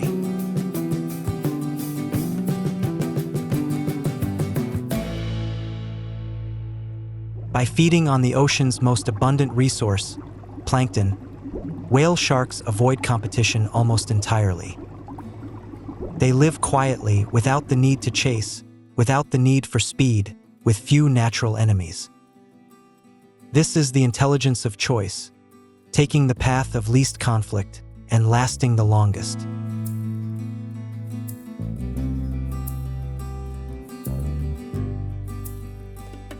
Octopuses have no bones, no shells, no claws. The only thing they truly possess is intelligence, and a very unusual one. 2/3 of their neurons are not in the brain, but spread across their 8 arms.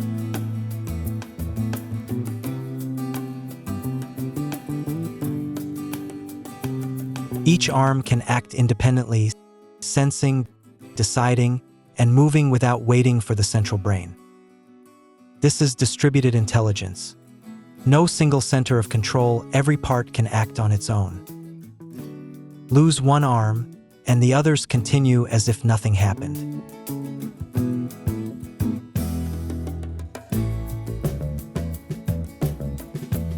Octopuses use tools, a rare trait in nature.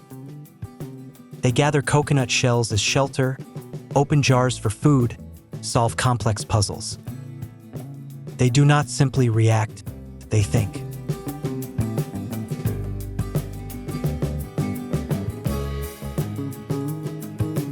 A mother octopus stops eating while guarding her eggs, sometimes for months. When they hatch, she is often too weak to survive. This is intelligence through sacrifice, a behavior that looks remarkably like love.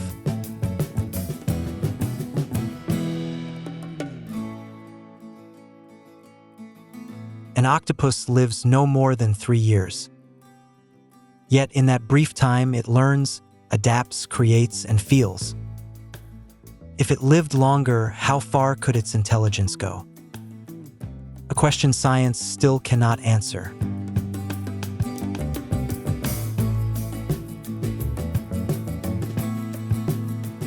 Jellyfish have no brain, no heart, no blood, no bones.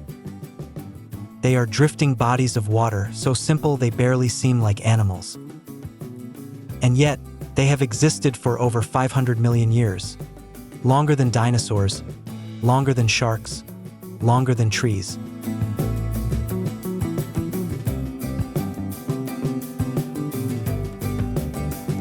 There is a species called Turritopsis dohrnii. When injured or aging, it can reverse its life cycle, returning to its juvenile form, starting over, growing again, then repeating the process. In theory, it can do this endlessly, a true form of biological immortality.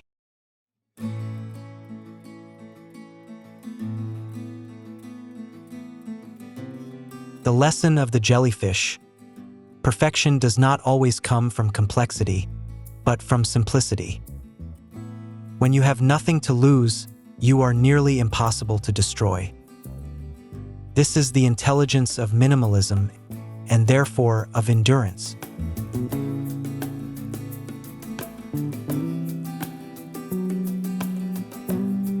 Sea snakes do not hide. They want to be seen. Their vivid colors are a warning. My venom is far more potent than that of land cobras. This is chemical intelligence. Invest in the ultimate biological weapon, then display it as an invisible shield.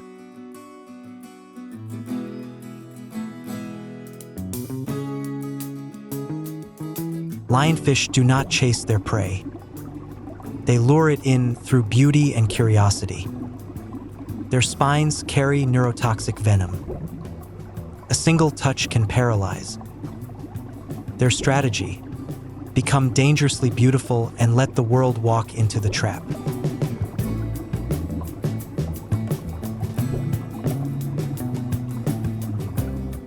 The leafy sea dragon is the pinnacle of natural camouflage. No predator can distinguish it from real seaweed. Its leaf-like appendages do not aid movement, but perfect its disguise. Evolution chose appearance over speed, and that choice ensured survival.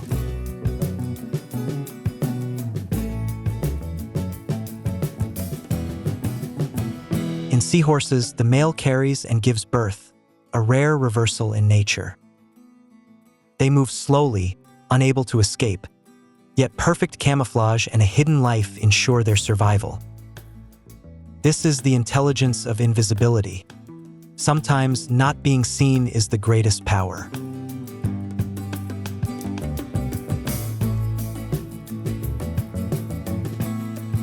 Every year, billions of sardines migrate along the coast of South Africa in an event known as the Sardine Run, the largest migration in the ocean.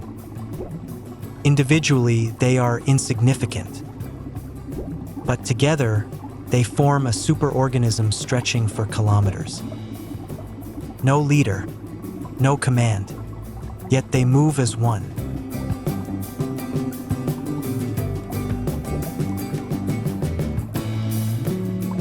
When attacked, the school reacts instantly, forming a spinning bait ball, each fish shifting position in constant motion. No single fish is in control. Each responds only to its neighbors, and from this emerges a collective intelligence. This is emergent intelligence, where no leader exists, yet the group behaves like a single mind.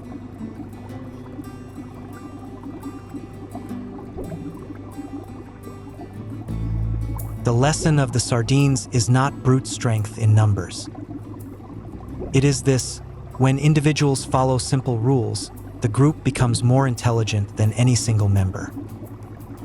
This is distributed intelligence at its largest scale, and nature has relied on it for millions of years.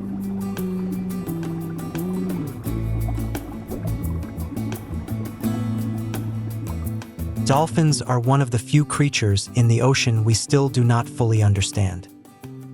They play without purpose. They help humans without training.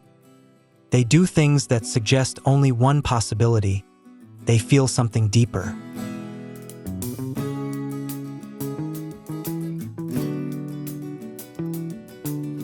When faced with a mirror, dolphins recognize themselves, a trait shared by only a few species: great apes, elephants, and humans. Self-awareness is the first step toward consciousness. Once you know you exist, you can reflect on that existence. Dolphins reached this step long ago.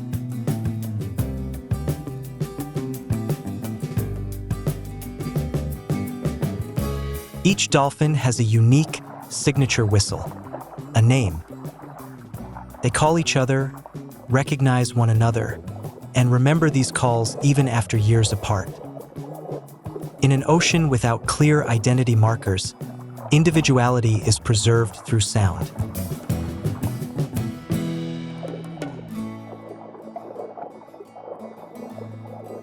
Dolphins have been observed helping other species, not their own kind, not for survival, simply because another being is in distress.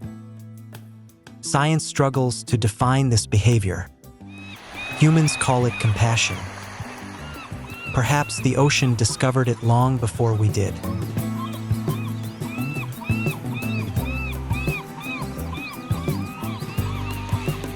Green sea turtles can live over a century.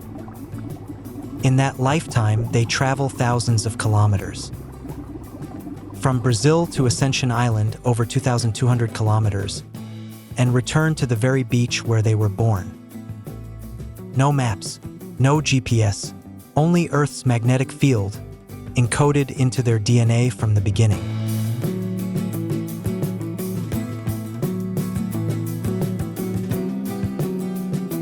When a female turtle returns to lay her eggs, she comes back to the exact place she was born decades earlier. No guidance, no learned memory. This is genetic memory, information passed through generations over millions of years.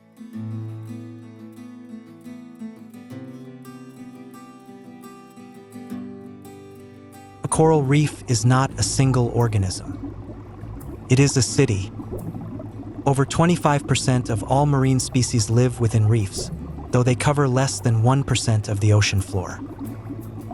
This is symbiotic intelligence, the power of interdependence.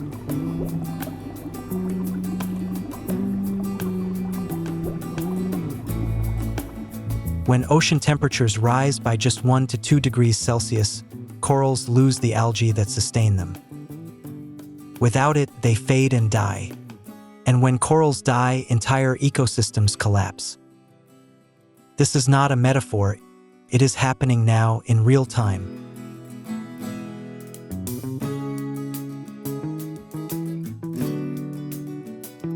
Every year, over 8 million tons of plastic enter the ocean. Plastic does not disappear. It breaks into smaller fragments, microplastics, and infiltrates the food chain. Right now, microplastics are inside fish, inside whales, and inside us.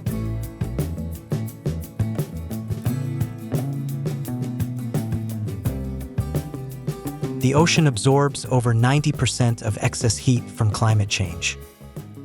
It is buffering the warming for us. But it has limits. As temperatures rise, currents shift, ecosystems collapse. When the ocean can no longer absorb the heat, we will feel the consequences.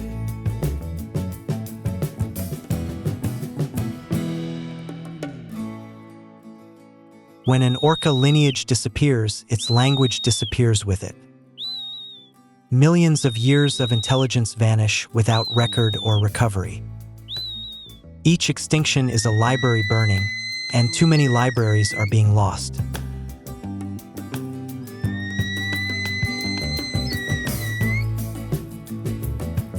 More than 1/3 of coral species are threatened. Shark populations have declined by over 70% in the last 50 years. Sea turtles, survivors of the dinosaur era, now face extinction. We are living through the 6th mass extinction. And this time, the cause has a name: us.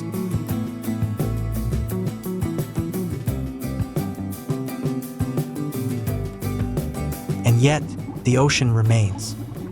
It breathes. It reproduces. It adapts. Orcas still teach their young. Octopuses still solve problems we cannot imagine. The library of life is still open. The question is, are we paying attention?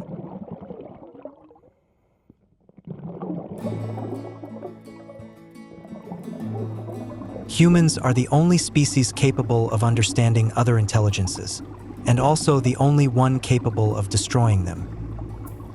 Yet we are also the only ones who can choose not to. That is a form of intelligence the ocean has not evolved, the intelligence of moral choice.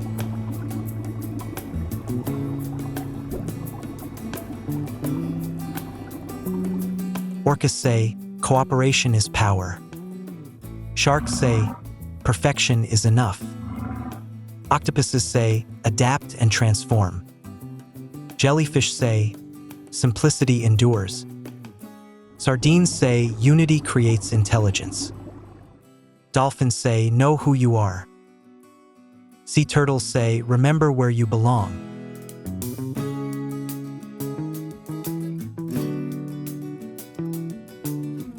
Intelligence has no single form.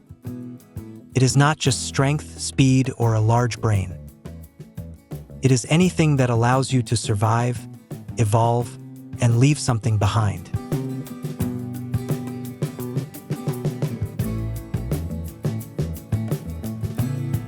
Every hatchling carries the memory of millions of years.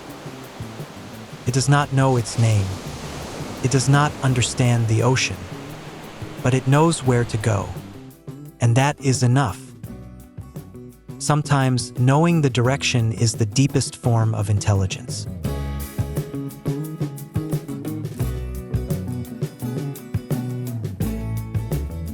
The Pacific existed long before humanity, and it will exist long after us.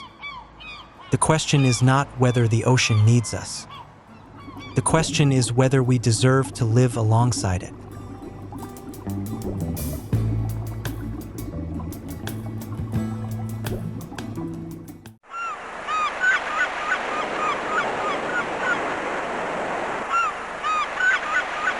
At the heart of our planet lies something greater than any nation that has ever existed. It had no name on ancient maps because it was believed to be the edge of the world. This is the Atlantic Ocean.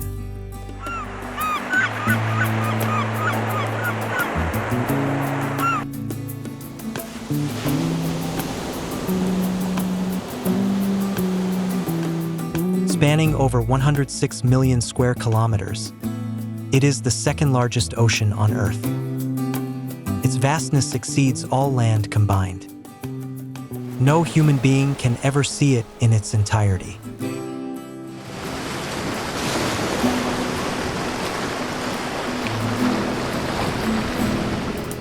It lies between the New World and the Old, the Americas, Europe, and Africa. For thousands of years, it was a barrier between civilizations.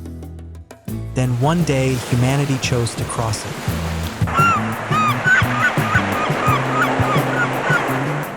Look into it, and you see a blue without end. Beneath lies another world, cold, dark, and crushing everything within it. This is not just water. It is another planet beneath our feet.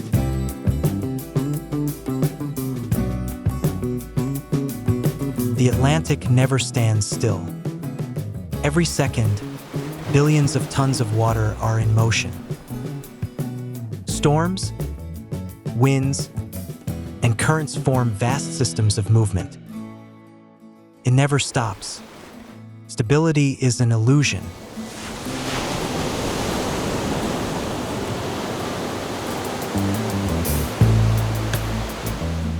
Deep within the Atlantic flows a current more powerful than all the rivers on Earth combined. It is the Gulf Stream, a warm ocean current stretching from the Gulf of Mexico to Europe. Without it, Western Europe would resemble the frozen Arctic. London and Labrador share the same latitude, yet London is far warmer in winter. A single ocean current has shaped the climate and even the civilization of an entire region. This is the thermohaline circulation, a global system regulating Earth's temperature. Warm water moves, cools, sinks, and flows again. A single cycle can take thousands of years to complete. Every day, the ocean releases millions of tons of water vapor into the atmosphere. These clouds travel across continents and return as rain. The rain you see today may have begun in the Atlantic.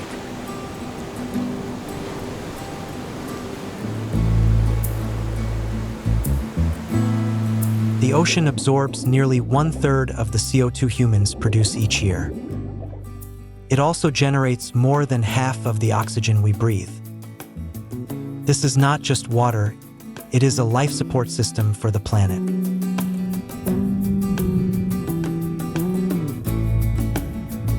But this system is weakening. The Gulf Stream is showing signs of slowing due to climate change. If it collapses, Europe's climate could shift within decades. Earth's greatest climate engine is under threat.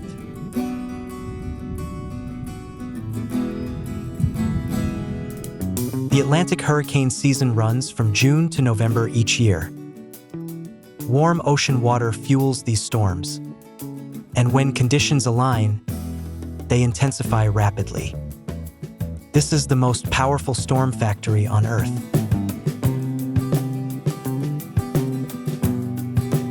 In powerful storms, waves can reach 20 to 30 meters, as tall as a 10-story building. They move with the force of a high-speed train. No ship can endure that indefinitely.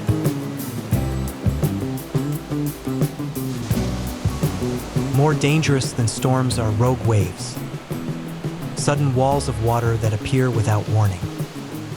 No pattern, no signal, and often twice the height of surrounding waves.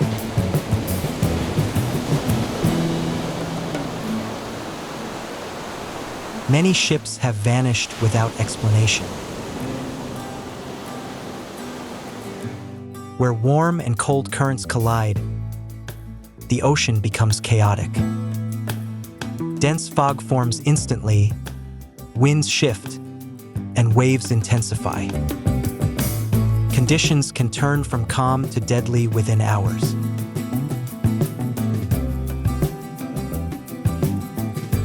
Inside a hurricane, winds can exceed 250 kilometers per hour. Air pressure drops so rapidly it causes physical pain. Those who have endured it say nothing can truly prepare you.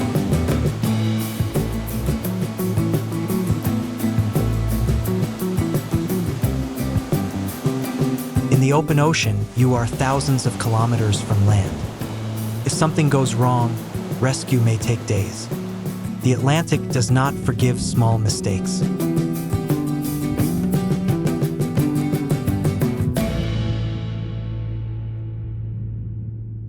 Calm seas can create a false sense of safety. But this is not gentleness.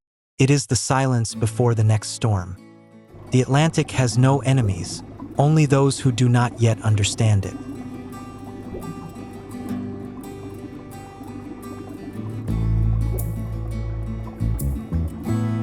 Sunlight touches the ocean surface, but it penetrates only about 200 meters before fading away.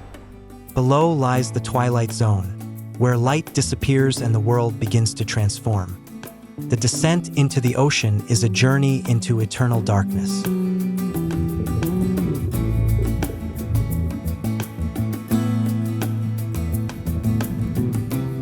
At 200 meters, light becomes a memory. Temperatures drop, and pressure rises rapidly. This is no longer a world meant for humans.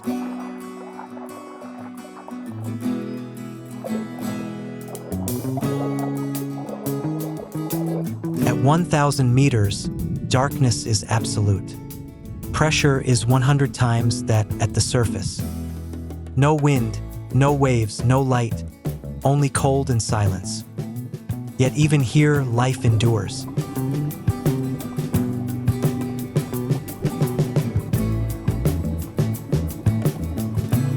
Between 3,000 and 5,000 meters lies the deep ocean floor, a world that appears flat, yet is filled with hidden danger.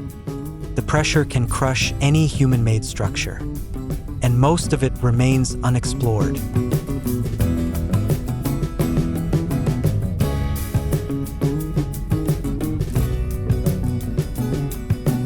At the center of the Atlantic lies the longest mountain range on Earth, the Mid-Atlantic Ridge, stretching over 16,000 kilometers.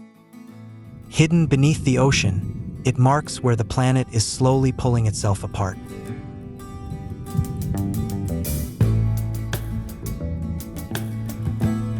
Along this ridge, underwater volcanoes erupt continuously. Magma rises from deep within the Earth, meets cold water, and solidifies instantly. The Atlantic is still expanding, centimeter by centimeter each year.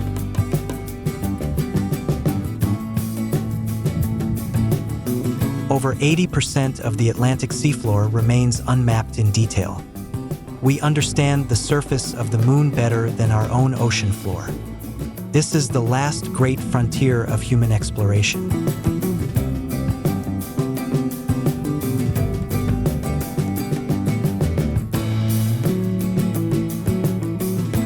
Life on the deep seafloor survives on what is known as marine snow. Tiny fragments of organic matter drift slowly down from the upper layers. Entire ecosystems depend on this invisible rain.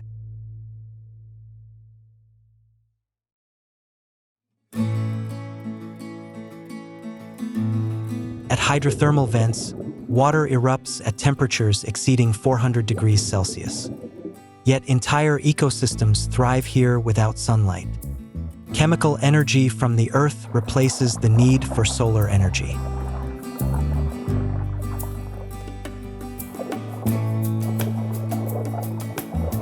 In total darkness, many creatures produce their own light. These cold glows are the language of life in the deep. And many of these species remain unknown to science.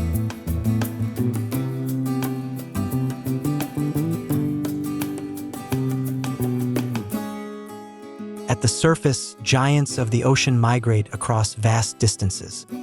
Humpback whales use the Atlantic as a transoceanic highway. Their songs can travel thousands of kilometers through the water.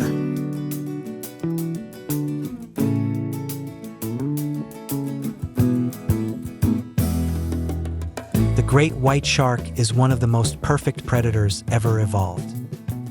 It has changed little in 400 million years. The Atlantic has been its hunting ground since before the age of dinosaurs.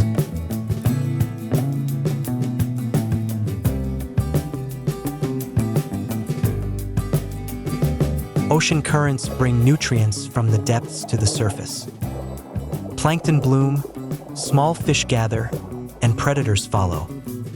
This is a massive, interconnected web of life operating at an unimaginable scale.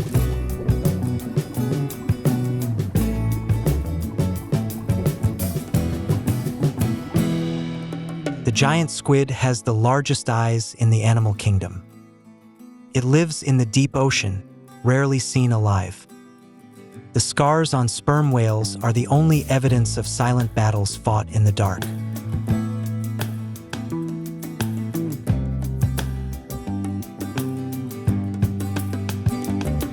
Sea turtles have crossed the Atlantic for over 100 million years.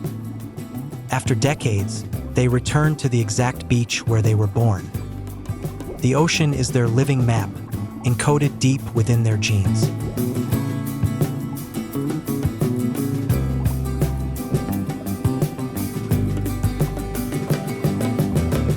The Romans called it Oceanus Atlanticus, the edge of the known world.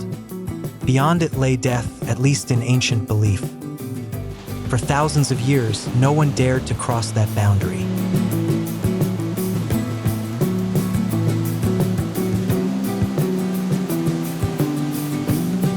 Around the year 1000, the Vikings became the first to cross the Atlantic. Leif Erikson reached North America 500 years before Columbus. No maps, no compass, only stars and courage.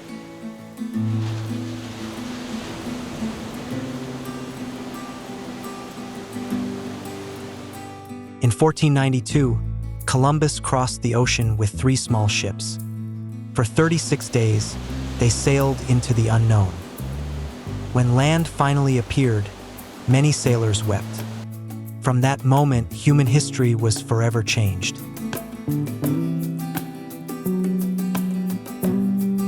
Afterward, the Atlantic became the busiest trade route in the world. But alongside goods came tragedy. Millions of Africans were forcibly transported across it. This ocean witnessed both glory and human cruelty.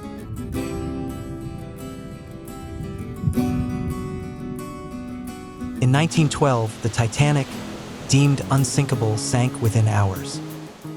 Over 1,500 people died in freezing waters at -2 degrees Celsius. The Atlantic reminded humanity that nothing is truly invincible.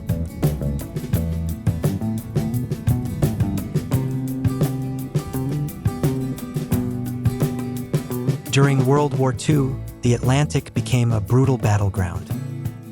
Thousands of ships were sunk in the darkness. Today, the ocean floor is a graveyard of war and human lives.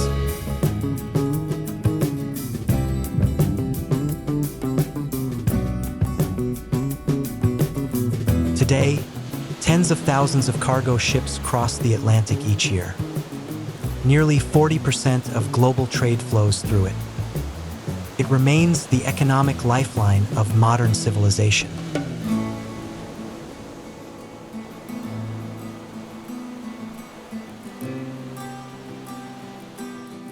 The Bermuda Triangle, between Florida, Bermuda, and Puerto Rico, is known for unexplained disappearances.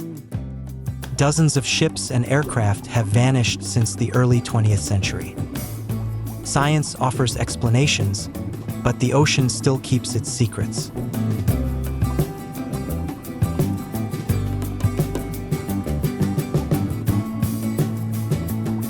One scientific theory points to massive methane hydrate deposits beneath the seabed.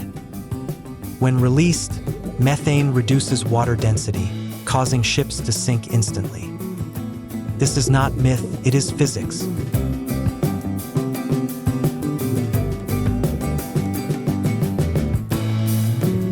The Atlantic seafloor is constantly shifting, with hundreds of earthquakes each year. In 1755, the Lisbon earthquake triggered a massive tsunami, killing tens of thousands.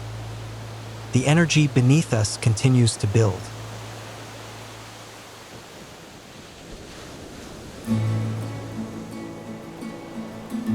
At 4,000 meters, pressure is strong enough to crush steel. The 2023 Titan submersible disaster proved that even modern technology is fragile against the ocean. We explore with vessels that are incredibly vulnerable.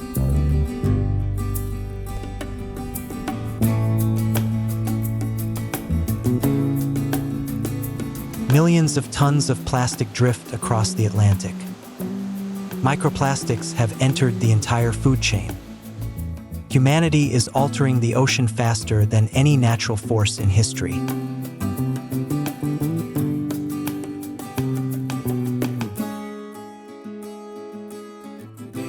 Rising ocean temperatures are killing coral reefs.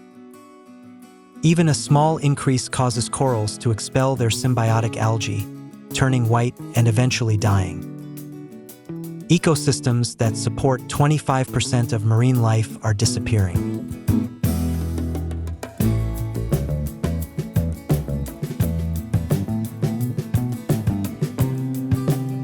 The Atlantic is both storm and calm, life and death, history and future. It does not care about humanity. It simply exists as it has for hundreds of millions of years. We are only recent visitors, and the ocean has never promised to accept us.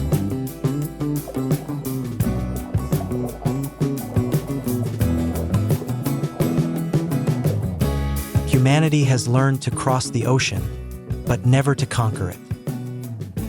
Every journey is a negotiation with nature. Humility is not optional, it is essential for survival.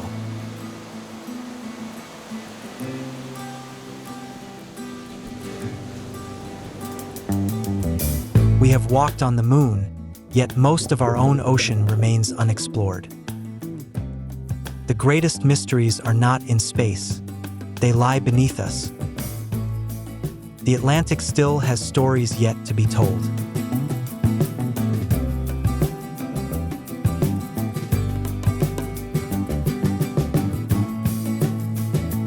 Every day, people look out at the ocean and see infinity. The Atlantic is not an enemy, but those who underestimate it will pay the price. It existed long before us, and it will remain long after we are gone.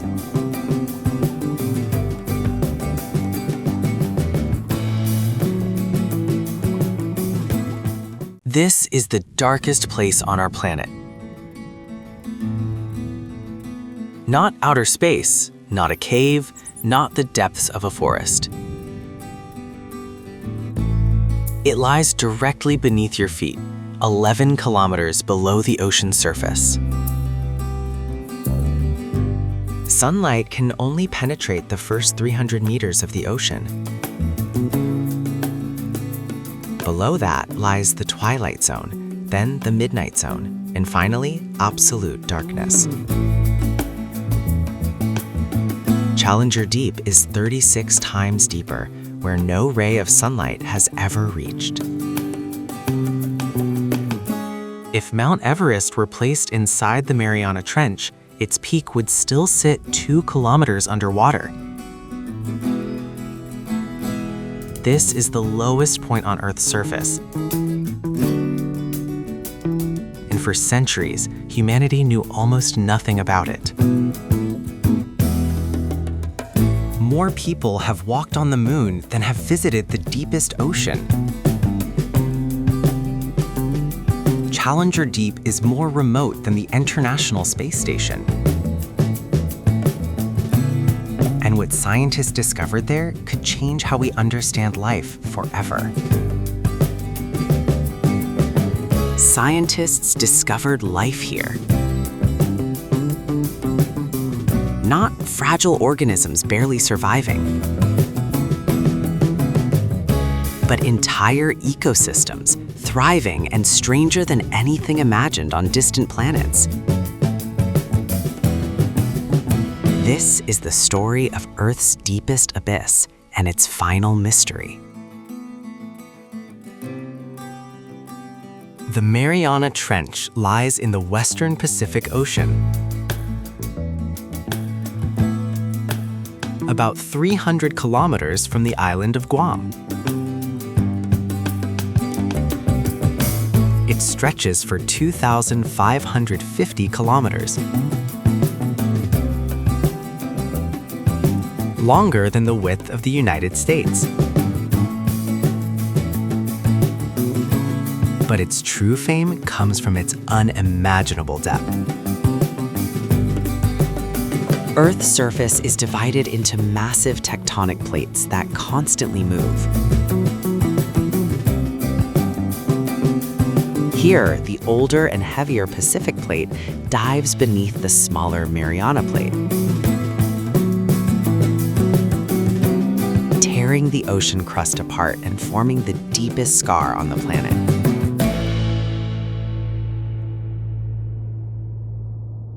What makes the Mariana Trench so deep is the age of the ocean crust. It is 170 million years old.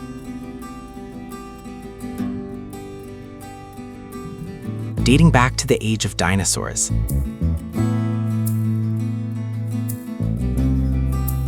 Older crust is colder, denser, and sinks deeper into the planet. From the surface to 200 meters lies the sunlight zone.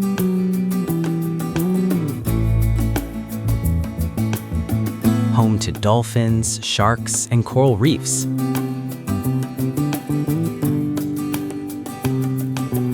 Below 1,000 meters begins the midnight zone, where darkness and crushing cold dominate.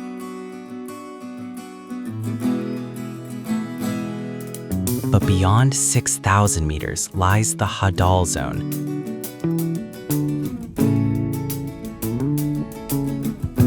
A strange world where pressure reshapes the rules of life itself.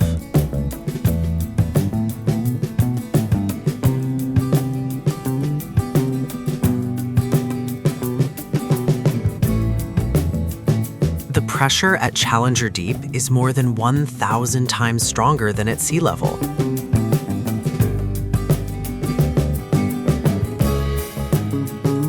It's like placing 50 Boeing 747 airplanes on an area the size of your fingertip.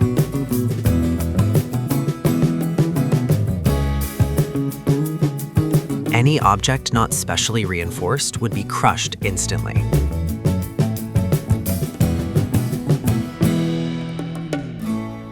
Temperatures at the bottom range between just 1 and 4 degrees Celsius, nearly freezing.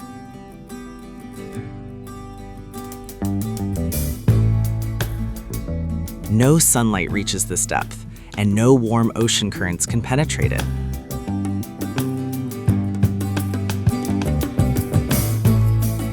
This is the coldest, darkest, and most silent environment on Earth.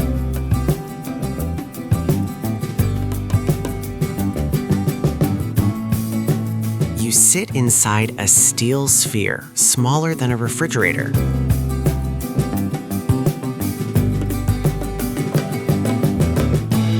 Outside, 11 kilometers of freezing seawater press against every centimeter of the hull.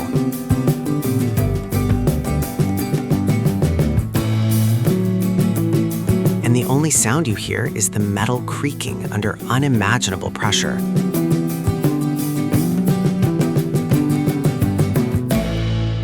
On January 23, 1960, two men prepared to attempt something no one had ever done before.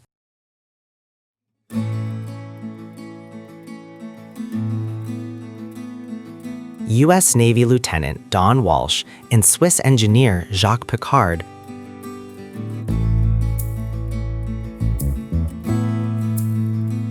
were about to descend to the deepest point on Earth. The Trieste was unlike any submarine ever built.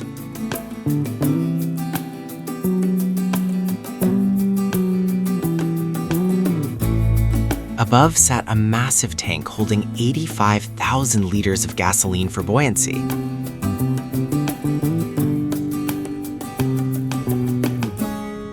Below hung a steel sphere 12 centimeters thick, barely 2 meters wide.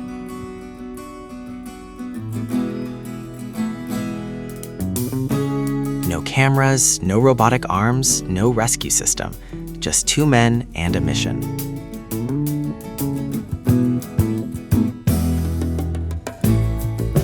The descent lasted 4 hours and 47 minutes in total darkness.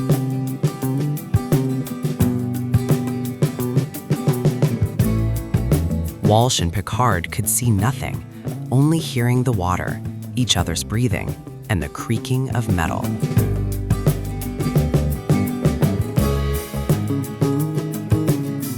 Then, at 9,000 meters, a terrifying bang echoed through the hull.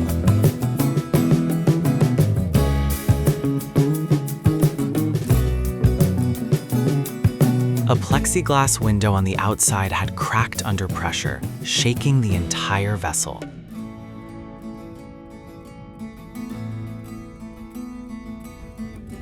Walsh and Picard faced a choice: ascend immediately or continue descending deeper. They looked at each other and made their decision: to keep going.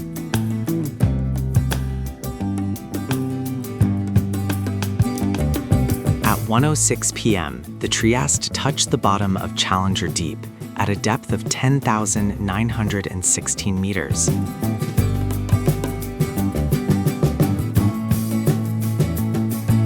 The temperature inside the cabin had dropped to just 7 degrees Celsius.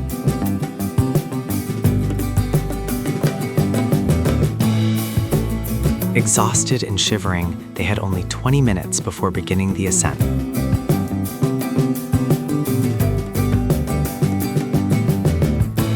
Picard reported seeing a flatfish about 30 centimeters long gliding slowly across the sediment.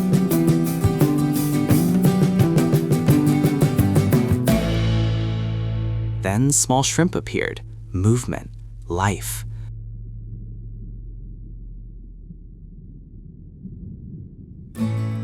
Perfectly ordinary life at the very bottom of the abyss.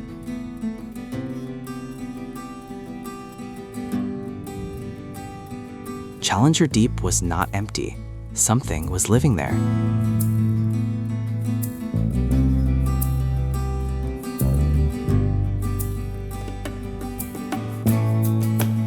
After that historic dive, no one returned to Challenger Deep for more than 50 years. The Trieste carried no cameras and collected no samples. 2 eyewitness accounts were the only evidence. The US Navy abandoned the effort. The cost was enormous, and the scientific return seemed too small.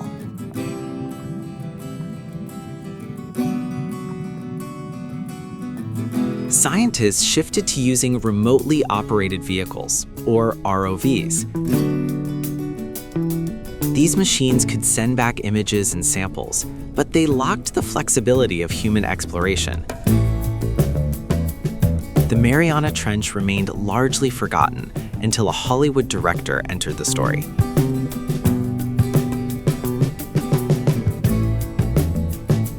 On March 26, 2012, filmmaker James Cameron climbed inside the submersible Deep Sea Challenger.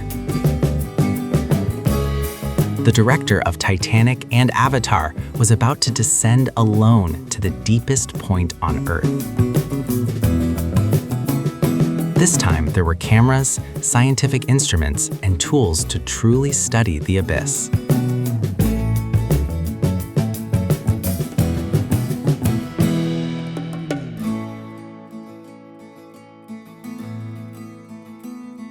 Cameron sat inside a cockpit so cramped he could barely stretch his arms. A window 24 centimeters thick separated him from the crushing pressure outside.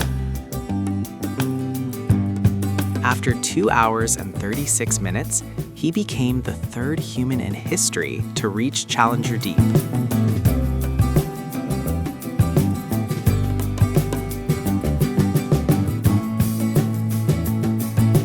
Cameron described the landscape as desolate, almost like the moon.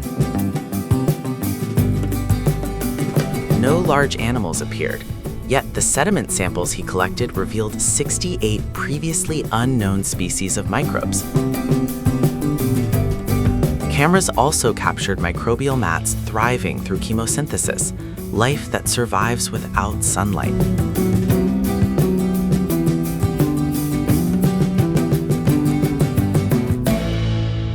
In May 2019, American explorer Victor Vescovo reached a record depth of 10,927 meters.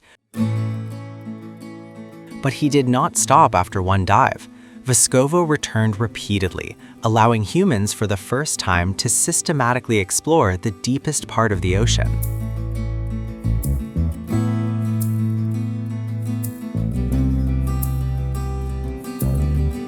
Vescovo's team discovered rocks coated in vivid yellow and orange minerals, evidence of deep geological activity. They also identified 4 new species of amphipods, shrimp-like creatures perfectly adapted to the crushing pressure of the abyss.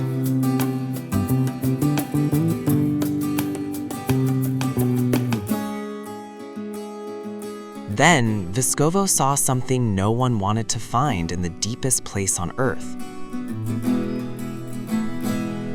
Resting on the floor of Challenger Deep, nearly 11 kilometers below the surface, was a plastic bag and candy wrappers. He later described it as the most disappointing moment of the entire expedition.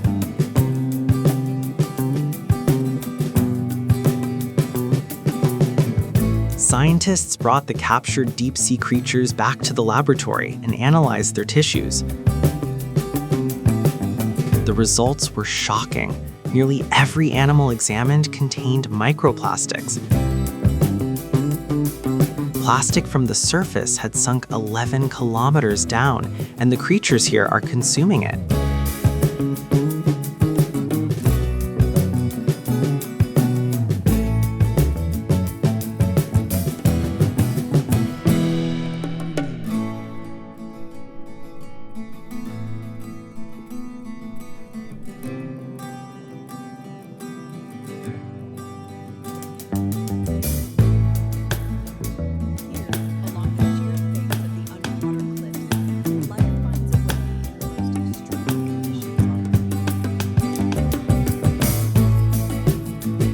This discovery shocked the scientific community. No part of the ocean, no matter how deep or remote, remains untouched by human activity. The Mariana Trench is not only the deepest place on Earth, it has also become a mirror reflecting humanity's impact on the planet.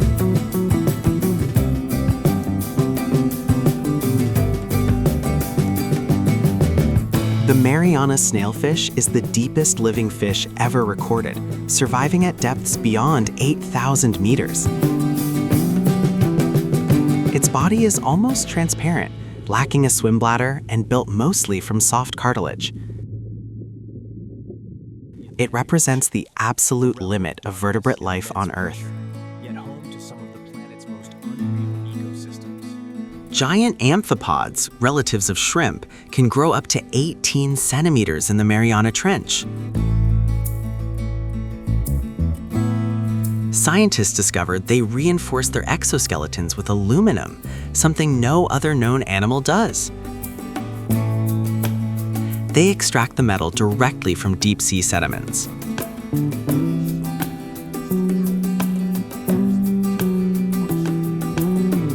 The Dumbo octopus, named for its ear-like fins, is one of the deepest living octopus species known.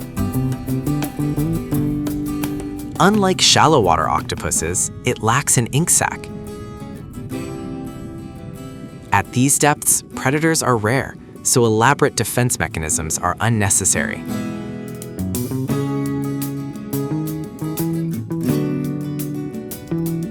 Xenophyophores are the largest single-celled organisms ever discovered. A single cell can grow to the size of a tennis ball. Spread across the ocean floor like alien flowers, they challenge many biological assumptions about the limits of life.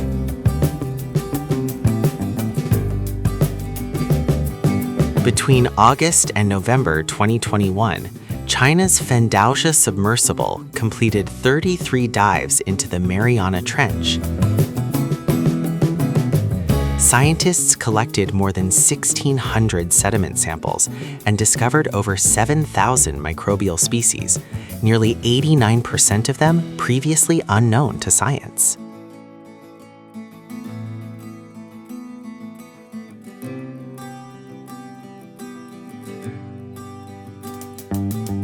Thousands of tube worms and giant clams form dense colonies on the trench floor, resembling an underwater forest. These organisms survive through chemosynthesis, using chemical energy leaking from the Earth's crust instead of sunlight. It is the deepest chemosynthetic ecosystem ever discovered.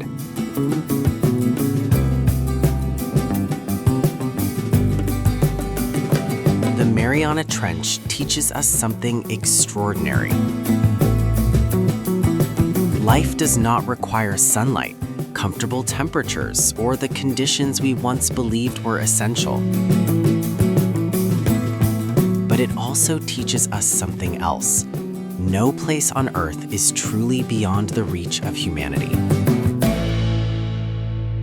Even 11 kilometers beneath the ocean's surface, our presence can be found. The darkest place on our planet is still waiting to be explored. The only question is this: when we return, will we bring science or more pollution?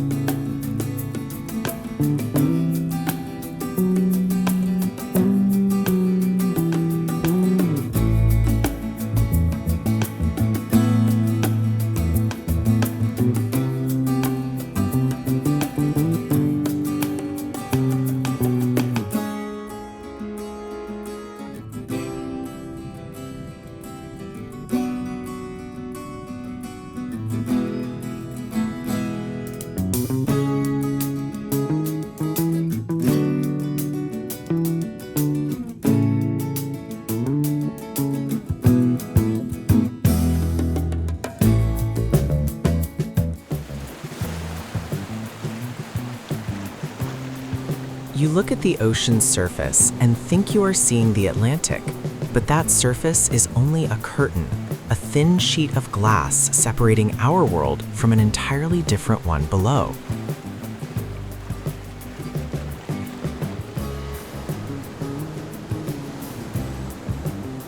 "99% of this ocean's volume exists where there is no light, no warmth, no familiar sound, and yet it is still full of life."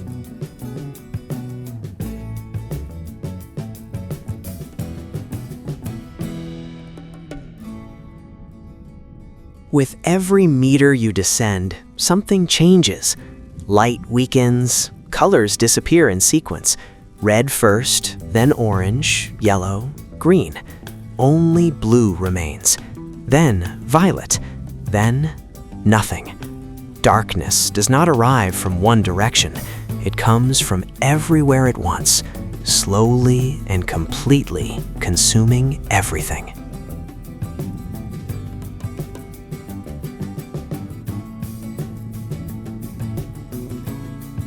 Before we descend deeper, look at the smallest life in the upper layer: phytoplankton.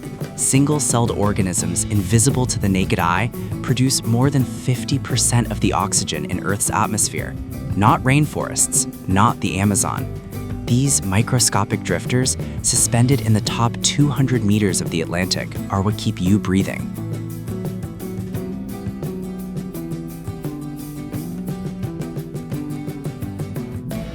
This is a bait ball. Millions of herrings gather into a dense sphere and move as if they were a single organism. No leader, no central command.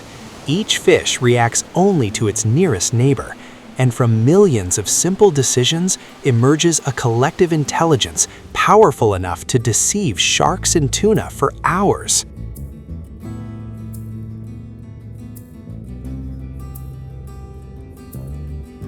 Funnus finis, the Atlantic bluefin tuna. 3 meters long, weighing over 600 kilograms, capable of bursts up to 70 kilometers per hour. They are warm-blooded, rare among fish, maintaining a body temperature higher than the surrounding water to maximize muscle performance. Each year they migrate from the Caribbean to Norway and back, tens of thousands of kilometers with no maps, no GPS, guided only by Earth's magnetic field.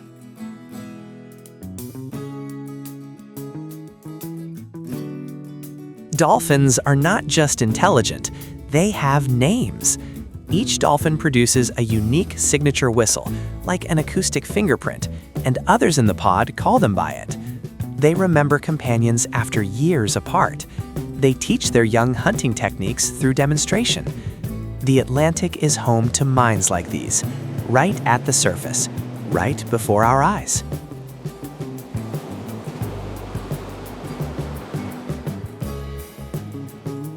Dermacheles coriacea, the leatherback turtle, the largest living reptile, weighing up to 900 kilograms.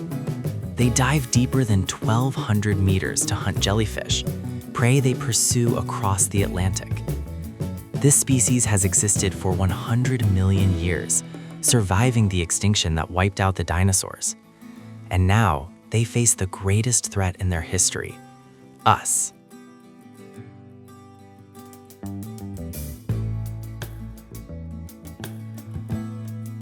Cyanea capillata, the lion's mane jellyfish, one of the longest animals ever recorded, its tentacles stretching up to 37 meters, longer than a blue whale.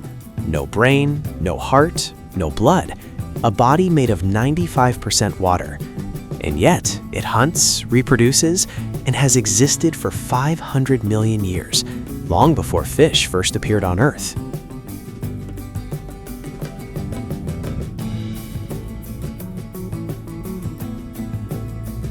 The Sargasso Sea is the only sea on Earth without a shoreline, its boundaries defined by 4 surrounding currents. The floating mats of golden sargassum form a complete ecosystem. Hundreds of species cling to it, hide within it, feed upon one another, entirely dependent on this drifting forest. It is also where European eels travel over 6,000 kilometers to spawn, and then die.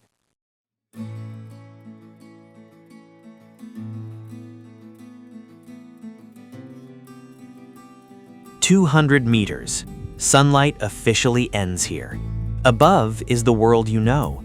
Below is a world humanity has only just begun to glimpse. More than 80% of the ocean floor has never been directly observed. What we are about to enter, much of it is being told for the first time. Let's keep descending.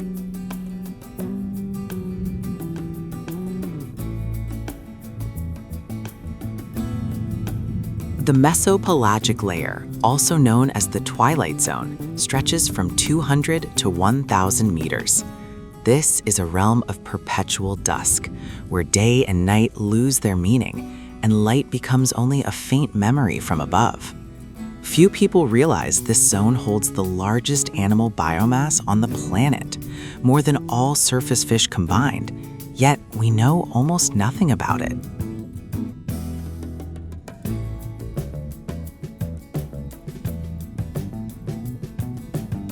Myctophidae, lanternfish.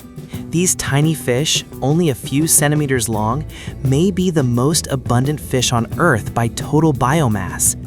Each night, they rise to the surface to feed. Each morning, they descend into darkness to avoid predators.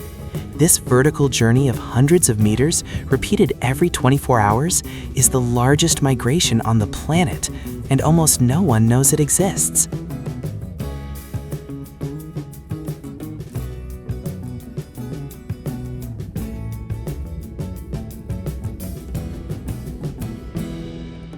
A siphonophore is not a single organism, but a colony. Thousands of tiny individuals called zooids are linked together. Each evolved to specialize in a single task: hunting, digestion, reproduction, propulsion. None can survive alone. It represents one of the most blurred boundaries between individual and collective in the natural world, and some species grow up to 50 meters long.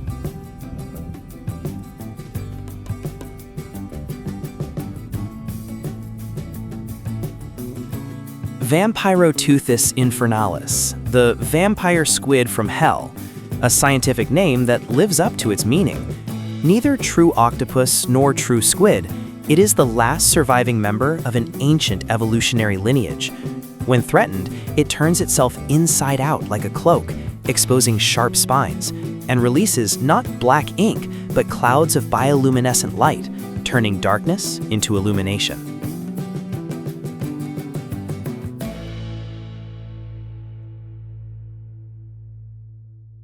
Humboldt squid communicate by changing the color of their skin. Millions of chromatophores expand and contract in an instant, producing complex flashing signals we have yet to decode. They hunt cooperatively, coordinating attacks without sound, using only light.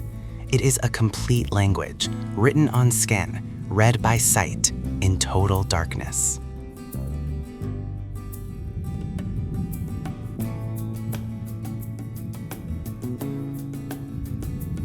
Regalachus glesnae, the oarfish. Reaching up to 11 meters, it is the longest bony fish on Earth. For centuries, oarfish appearing near shore were believed to signal earthquakes and tsunamis, not entirely without basis, as they inhabit tectonic fault zones. They were never filmed alive in their natural habitat until 2001. Before that, we only knew them from bodies washed ashore.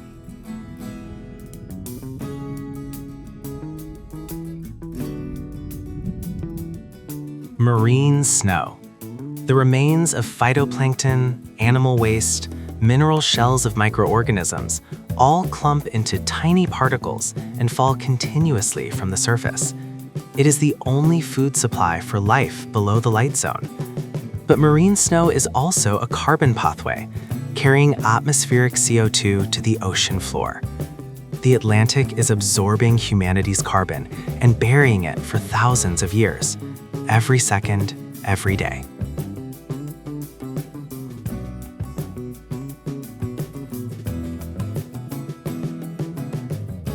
Isurus oxyrhynchus, the short-fin mako shark, the fastest shark in the ocean, reaching 70 kilometers per hour and leaping up to 6 meters above the surface. Like the bluefin tuna, makos are warm-blooded, maintaining elevated body temperatures to maximize muscle and brain performance while hunting. They can detect prey movement through electroreceptors across their snouts.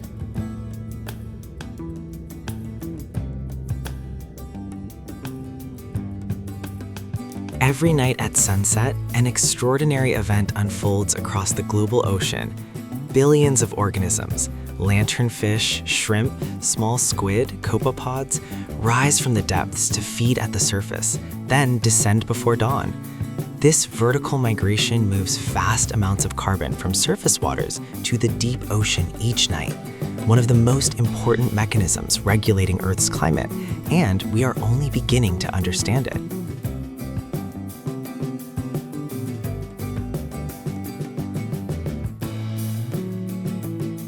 Copepods, smaller than a grain of rice, may be the most numerous animals on Earth.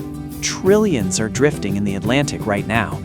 They are the central link in the entire marine food web, feeding on phytoplankton, eaten by small fish, and ultimately sustaining whales. If copepods disappeared, the ocean ecosystem would collapse within weeks.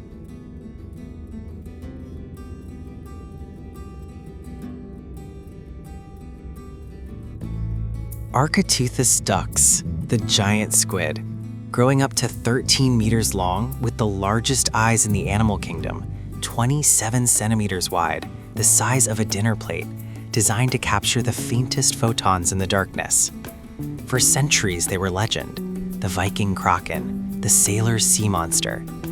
Not until 2004 were they first photographed alive in their natural habitat, and much about them remains unknown.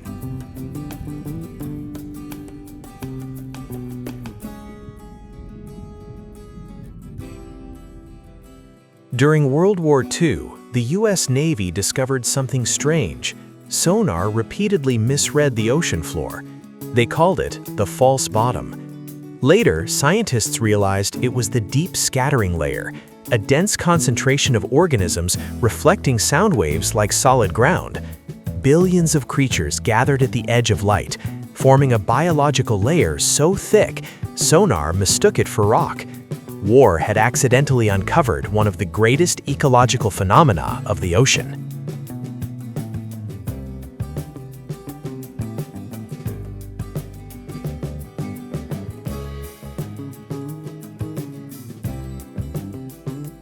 1,000 meters. Sunlight does not exist here. Not a single photon from the sun reaches this layer. Temperature, 4 degrees Celsius. Pressure, 100 atmospheres, 100 times surface pressure. This is the bathypelagic zone, the realm of true darkness, stretching from 1,000 to 4,000 meters, and it holds more mysteries than everything we have discovered above.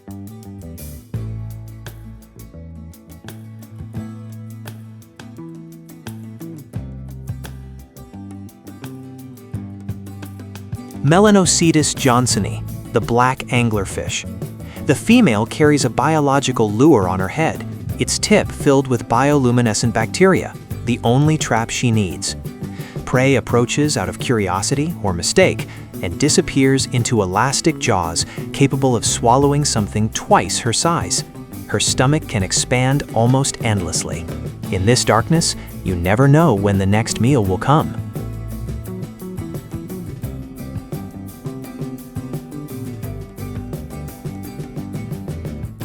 Male anglerfish are up to 60 times smaller than females. When he encounters a female, he bites into her skin and begins to fuse, circulatory, nervous, and digestive systems gradually connecting before dissolving. Eventually, the male is no longer an independent individual.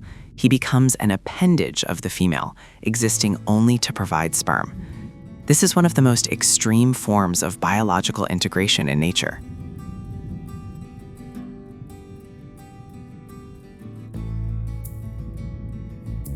Dragonfish possess a weapon no prey here is prepared for: infrared light. Most deep-sea creatures cannot see infrared because evolution never created sensors for something absent from their environment. Dragonfish use it as a stealth flashlight, illuminating prey without the prey knowing it is being lit. They truly see in the darkness, while everything around them remains blind.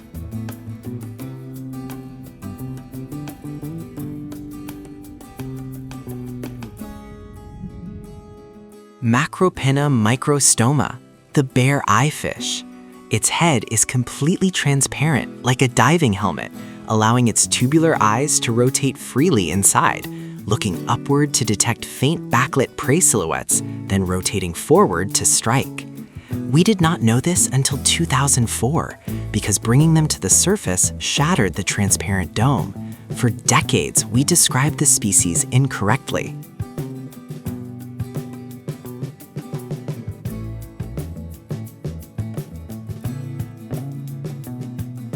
Chaliotis sloani, the viperfish. Fangs so long it cannot close its mouth, curving outward to form an inescapable trap. Along its belly, photophores emit light matching the faint glow from above, allowing it to disappear when viewed from below. In this darkness, even darkness itself becomes a weapon.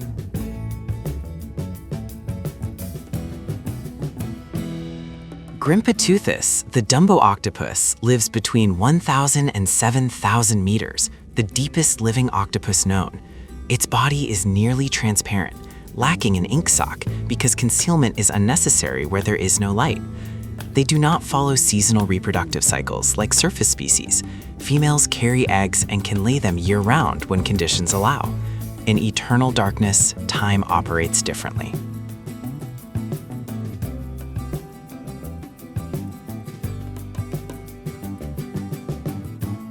Himantolophus, the deep-sea football fish. Its round body is an adaptation. No streamlined scales for speed, because speed does not matter here. Energy conservation does. It barely swims, hovering and waiting. Its lure emits silver light, different from the common blue, attracting prey accustomed to blue glows.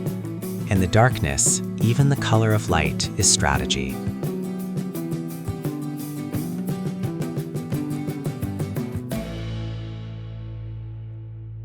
In absolute darkness, some species evolved in the opposite direction. Instead of dark camouflage, they became transparent. There is nothing to see as light passes through like air. This is the most perfect invisibility possible, not by blending into the background, but by erasing one's shadow entirely in a world without light.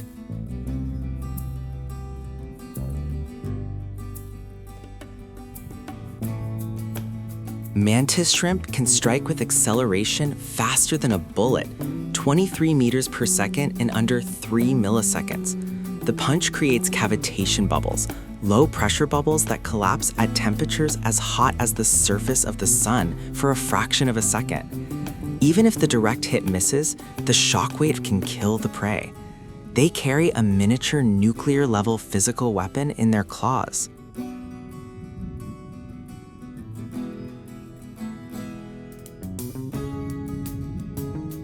Deep-sea hatchetfish practice camouflage known as counter-illumination. Their bellies glow through photophores at precisely the same intensity as the faint light from above. Viewed from below, they vanish into the background and cast no shadow. Predators see nothing. It is optical stealth technology, perfect, battery-free, evolved over millions of years.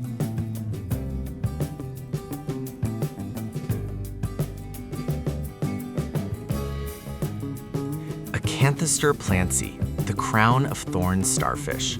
Not a deep-sea species, but a perfect example of how one species can destroy an entire ecosystem. Each individual consumes coral. During outbreaks, they blanket and eliminate entire reefs in months. Ecosystems built over centuries erased in a single season. And outbreaks are becoming more frequent as oceans warm.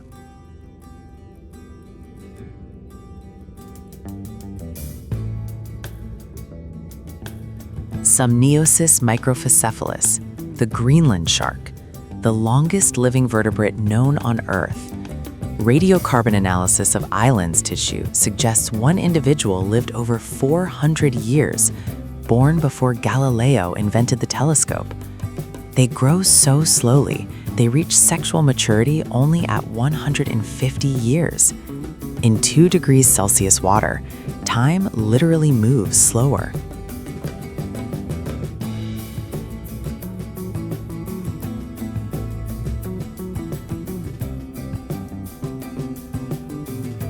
Sperm whales dive to 2,000 meters and can hold their breath for over 90 minutes.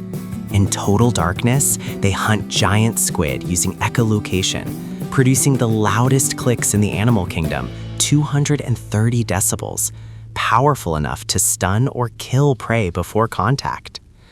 Many sperm whales bear large circular scars, marks left by giant squid tentacles in battles no human has ever witnessed.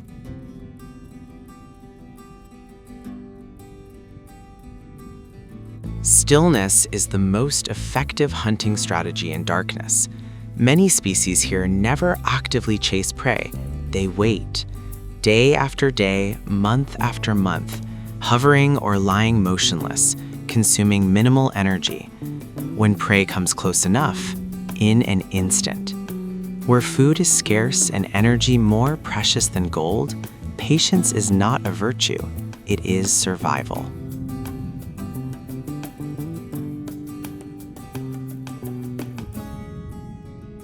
4,000 meters. The seafloor, not rock, but mud. Fine sediment tens of meters thick, accumulated from marine snow over millions of years. This is the abyssal plain, the flattest and most extensive terrain on Earth, stretching thousands of kilometers unchanged, silent, dark, and cold. And still, life exists here, though no one knows exactly what kind or how much.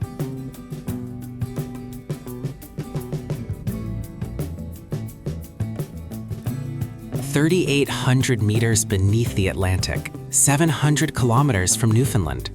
RMS Titanic has rested here since the night of April 15, 1912. But this is no longer just a wreck. It is a complete ecosystem. Coral clings to the railings, fish move through corridors once filled with people. Octopus inhabit rooms that were once first-class cabins.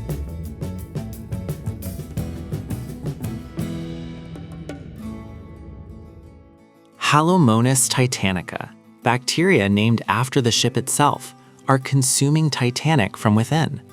They feed on iron, excreting intricate rust formations called rusticles, up to 90 centimeters long, housing entire microbial communities inside. Scientists estimate Titanic may fully collapse within the next 30 years. The ship is being slowly digested by millions of invisible organisms.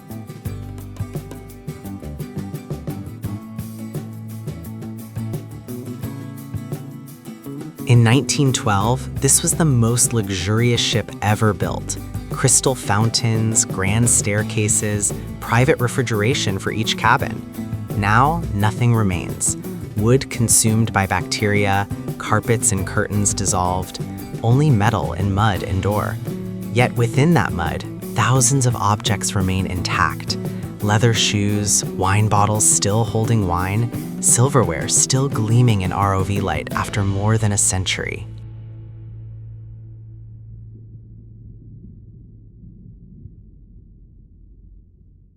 From the 15th to 18th centuries, hundreds of Spanish galleons carried gold and silver from the Americas to Europe, and many never arrived. Storms, reefs, pirates, the Atlantic took its share.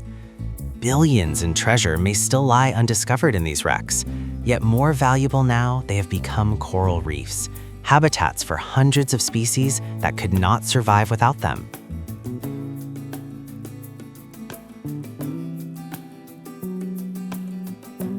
The U.S. East Coast from Florida to Cape Hatteras. Sailors in World War II called it Torpedo Junction. German U-boats hunted here from 1942, sinking hundreds of ships within months, sometimes within sight of shore. Now the wrecks of U-boats and Allied vessels lie side by side beneath the sea, coral covering both, hostility dissolved in time.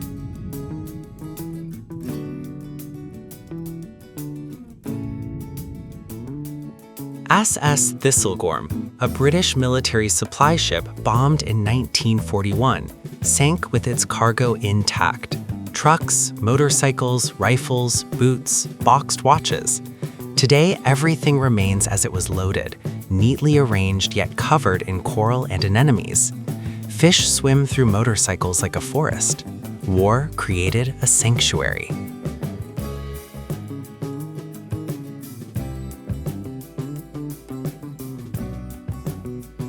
Henrietta Marie, a British slave ship wrecked in 1700 off Florida. When divers found it in 1972, they discovered hundreds of iron shackles scattered across the seabed. An estimated 200 Africans were chained in its hold when it sank. This wreck stands as physical evidence of one of humanity's darkest chapters, resting silently beneath the Atlantic for 3 centuries.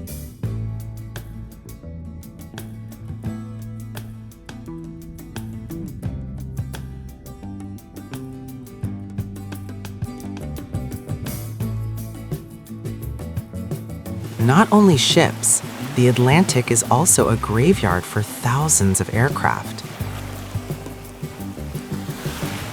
B-17 bombers flying from America to Britain often ran out of fuel and ditched at sea. Crews were rescued, the planes were not.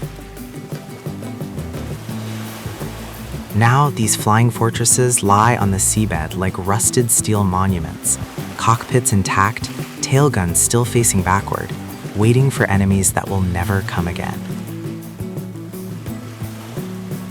In 1968, the U.S. nuclear submarine USS Scorpion disappeared en route from the Mediterranean to Norfolk. 99 sailors never returned. It was found that same year at 3,000 meters, shattered into pieces. The official cause remains unresolved after more than 50 years. The Atlantic keeps its secrets. The most remarkable thing about these wrecks is not that they sank, but what happened afterward. Hard metal in soft sediment is a rare resource, an anchor point for coral, anemones, mussels, oysters. When coral grows, fish arrive. When fish arrive, larger fish follow. Within decades, a wreck becomes one of the most biodiverse sites in surrounding waters. Human tragedy becomes nature's sanctuary. Modern technology is transforming how we approach these graveyards.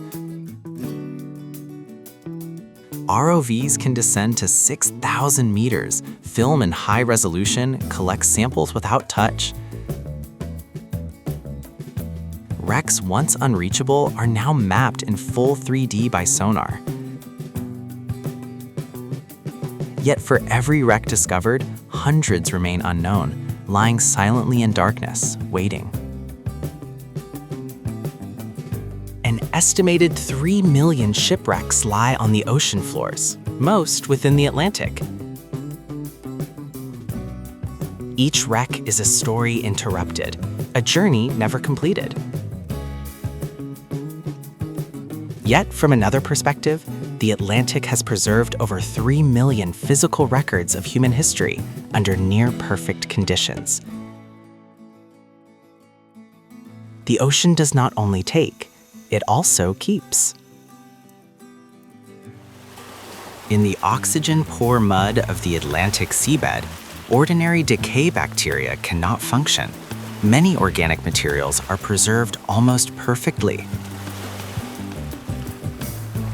Leather shoes from Titanic still hold their shape after more than a century.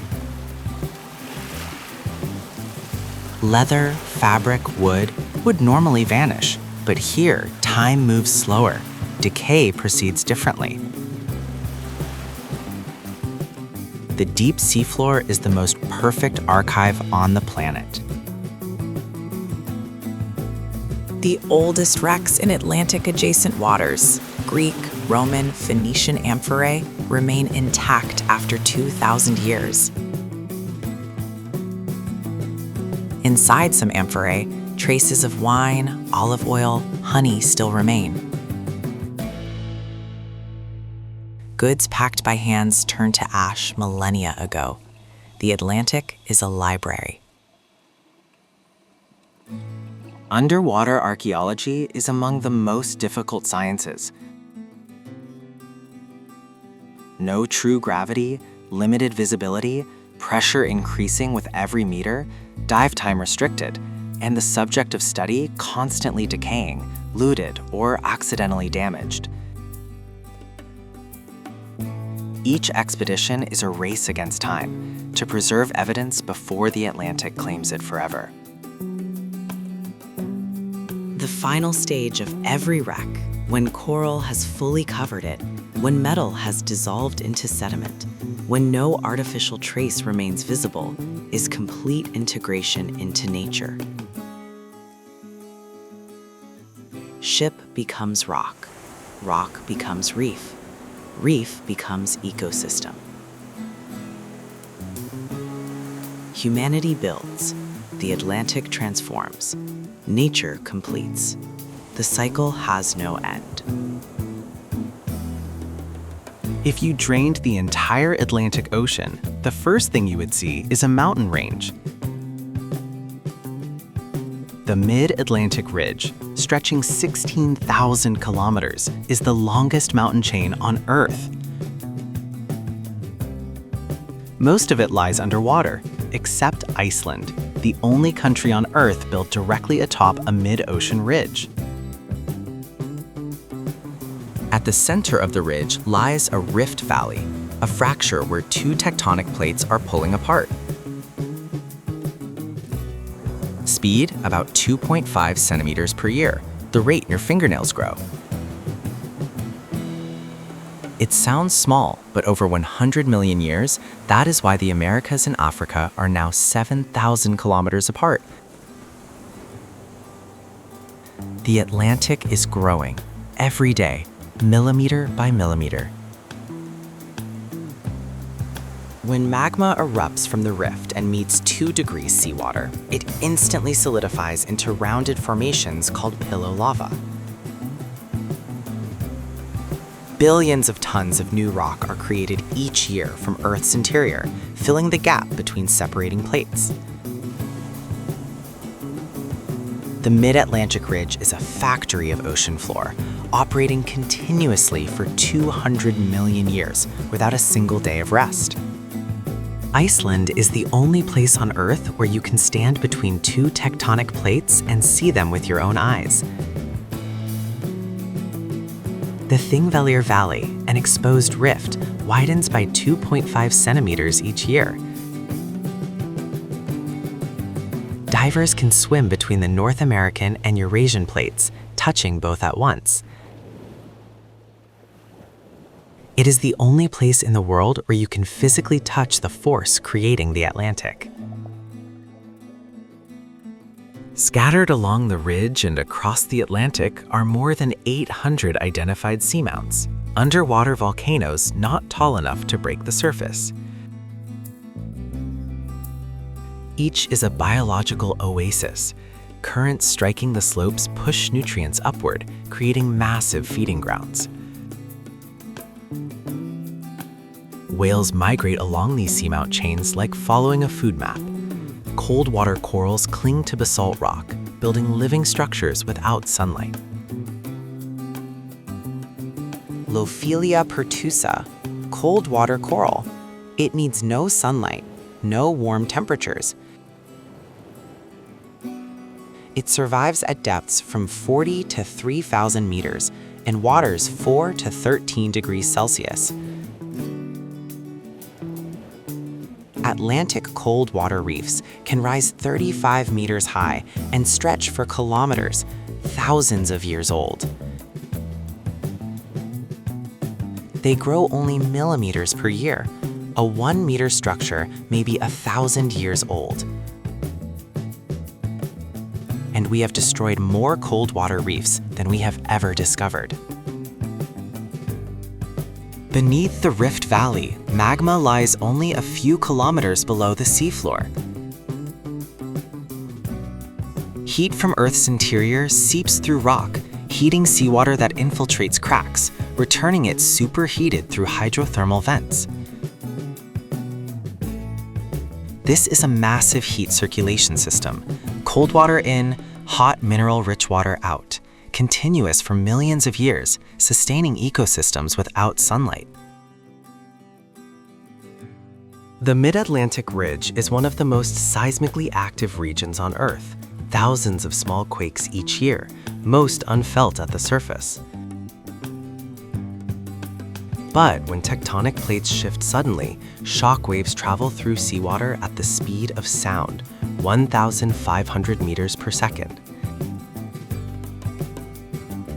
Large quakes here can trigger tsunamis reaching the coasts of Europe and the Americas.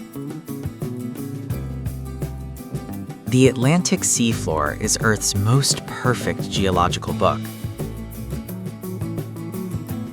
The farther from the ridge, the older the crust, each layer recording a chapter of geological time. By reading the Atlantic floor, geologists reconstructed 200 million years of continental drift, from the breakup of Pangaea to the present.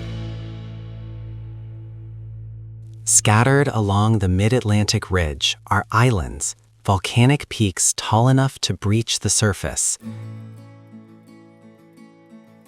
Ascension, St. Helena, Tristan da Cunha, among the loneliest islands on Earth, thousands of kilometers from the nearest continent. St. Helena, Napoleon's place of exile, rises 4,000 meters from the seafloor, yet only 818 meters above sea level. When magma solidifies into rock, magnetic minerals align with Earth's magnetic field, recording its direction like magnetic tape.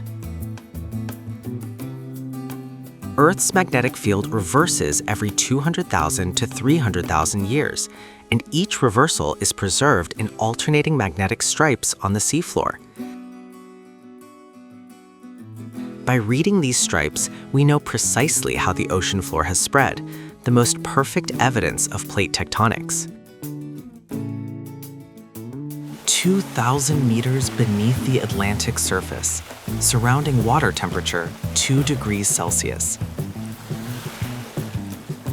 And from this fracture, water erupts at 400 degrees Celsius. It does not boil, because 250 atmospheres of pressure keep it in a supercritical liquid state. This is a hydrothermal vent, and surrounding it is a complete ecosystem that survives without a single photon of sunlight. Black smokers are mineral chimneys formed when superheated, mineral-rich water meets cold seawater. They can rise up to 60 meters, grow within decades, and sometimes collapse within hours. The fluid they release is rich in hydrogen sulfide, methane, and metals, toxic to most life on Earth. Yet here, specialized organisms have evolved to turn poison into energy. Riftia pachyptilla, giant tube worms, have no mouth, no stomach, no digestive system. They survive entirely through chemosynthetic bacteria living in a special organ called the trophosome, which can make up 15% of their body weight. These bacteria convert toxic hydrogen sulfide into organic energy. This was the first compelling evidence that life does not require sunlight to exist. Rimicaris exoculata, blind vent shrimp, have completely lost their eyes through evolution. In their place, they possess a primitive light-sensitive organ on their backs, capable of detecting faint infrared radiation from the vent, enough to navigate. Densities can reach 2,500 individuals per square meter, almost unimaginable. Kiwa hirsuta, the yeti crab. The dense white hairs on its claws and chest are not for warmth, they are bacterial gardens. The crab cultivates chemosynthetic bacteria and harvests them as food.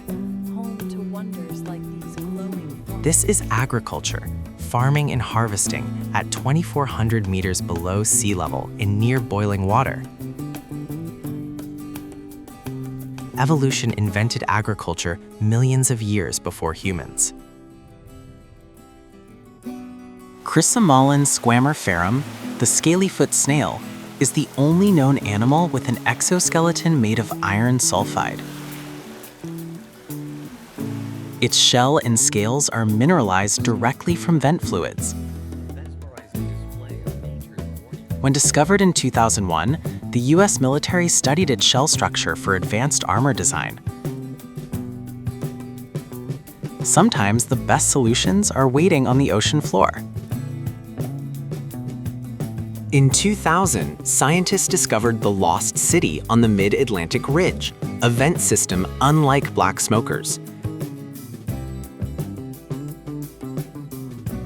Instead of acidic, superheating water, it emits warm alkaline fluids, 40 to 90 degrees Celsius, forming white towers up to 60 meters tall, made of aragonite and calcite.